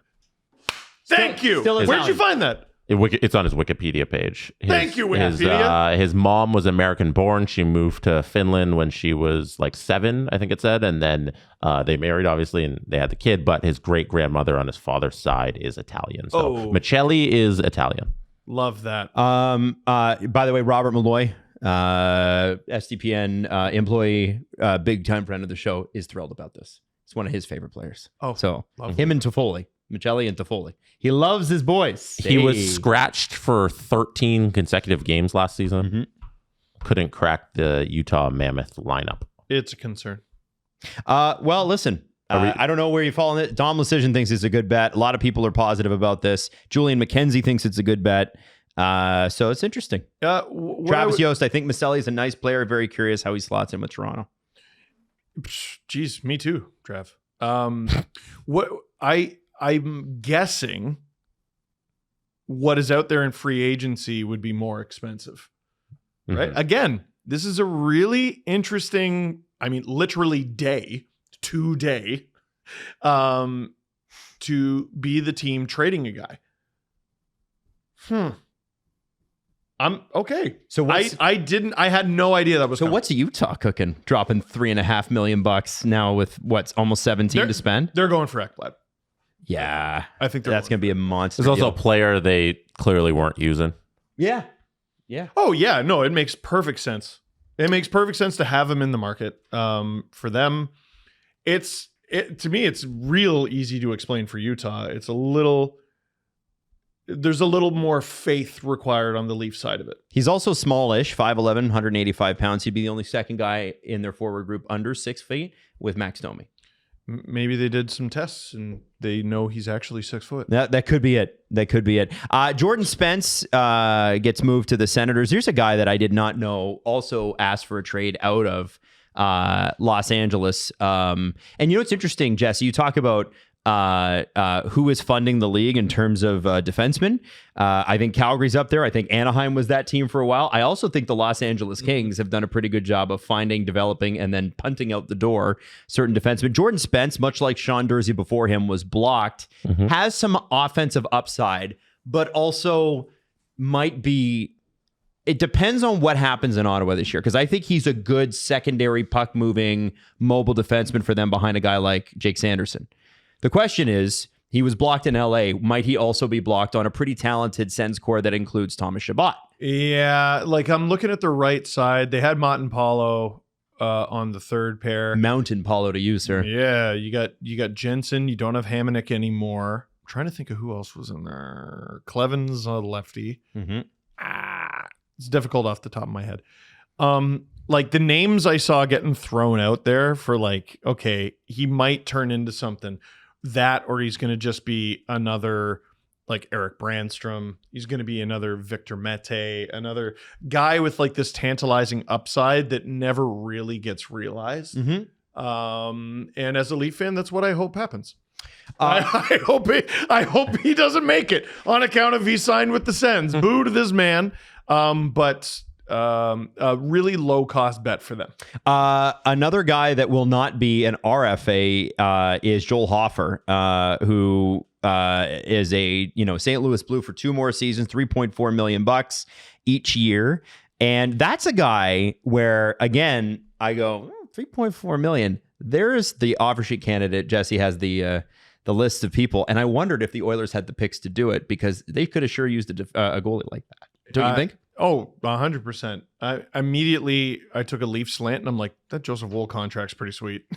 Mm-hmm. Because that doesn't even kick in until next year. It's a little more expensive than Hofer's, but it goes for an extra year. Isn't it a 4-year deal or is it 3? Woll is 3. Oh, okay. 3 times 3.66. Okay, I don't mind that. Hofer, it's a little rich for a backup, but again, I'm having to... this is the first crop of contracts in a new reality for the league. Mm-hmm. So these contracts are the ones I'm going to have the most trouble with. Yeah, and like the Hofer deal, like you're paying him kind of to be not quite 1B, but to split a lot of the games with Binnington. Like I think it's a reasonable amount for the amount you expect him to play, because you don't want Binnington playing 70 games, 60 games. No. It's probably going to be a 50-30 split, which I think is reasonable for $3 million, $3.4 million for Hofer, and he's only 24. Like his deal expires and he's still an RFA. That's crazy. Sometimes I look at his numbers, I go, I don't know, but the fact that he's only 24, that's a bit harsh.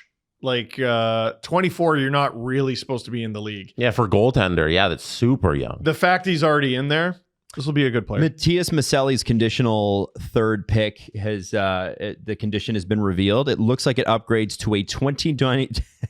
It's a conditional third in 2027. But if Maccelli gets 51 points next year or more, it not just 51 points. If it's 52, it actually just downgrades. But 51 points upgrades to a 2029 second round pick if Toronto makes the playoffs this year and Maccelli gets at least 51 points. So it clearly seems that Toronto and Utah believe the potential's there. My God, yeah. Wow. That condition is almost an endorsement. You know what I mean? It's like, well, a little bit, right? It's going to be really funny in 2029 when we're like, why the hell don't they have a second? Oh, Maccelli. Now, the thing is, if you're Toronto and he's got 49 points and there's 2 games left in the season, you're fucking scratching it, right? Yeah. You're scratching. 100%. You're like, sorry, buddy, we're not doing that. Hey, your leg hurts, right? Yeah. Well, and what's the difference to him? Like, it's not like you get a performance bonus. No, that means nothing to him. You might as well scratch him. Yeah. Yeah, that's funny. That's really funny. Yeah. Alex Steves, you are a second line. Yeah. Hey, man. What's up? You like NHL salaries, right? Yeah. That, Alex Steves, by the way, we got a free agent. I'm big devastated. day tomorrow. Yeah. So tune in. All day, we're going to be throwing videos together for trade deadline, and then we're going to have a stream at the end of the day, sort of wrapping the day up. What time does the stream start? Have we sorted that? It'll be when the things start petering out. We're thinking 5 o'clock. Yeah, but we're not. It depends on how the day goes, right? So be tuned into the SDPN YouTube channel. If you're not subscribed, like now's the time to hit subscribe on our YouTube channel, and then get that when we go live notification around 5 o'clock in the afternoon. Should we do a live stream when Marner signs on July 15th? Or what do you think? He's literally, people are listening to this and he's already signed. There you Shut go. up. I think you're right. I think you're right, Steve. I think you're bang on the money. I think that happens this afternoon. So Wow. yeah, I do. I really do believe Wow. that. Hey, That's crazy. it was fun hanging out with you guys. You guys are a couple of cutie patooties over here. It's your opinion. I had a fun time. Anyway, we'll see you tomorrow. Free agency, baby. Let's go. And also Canada Day. Happy Canada Day.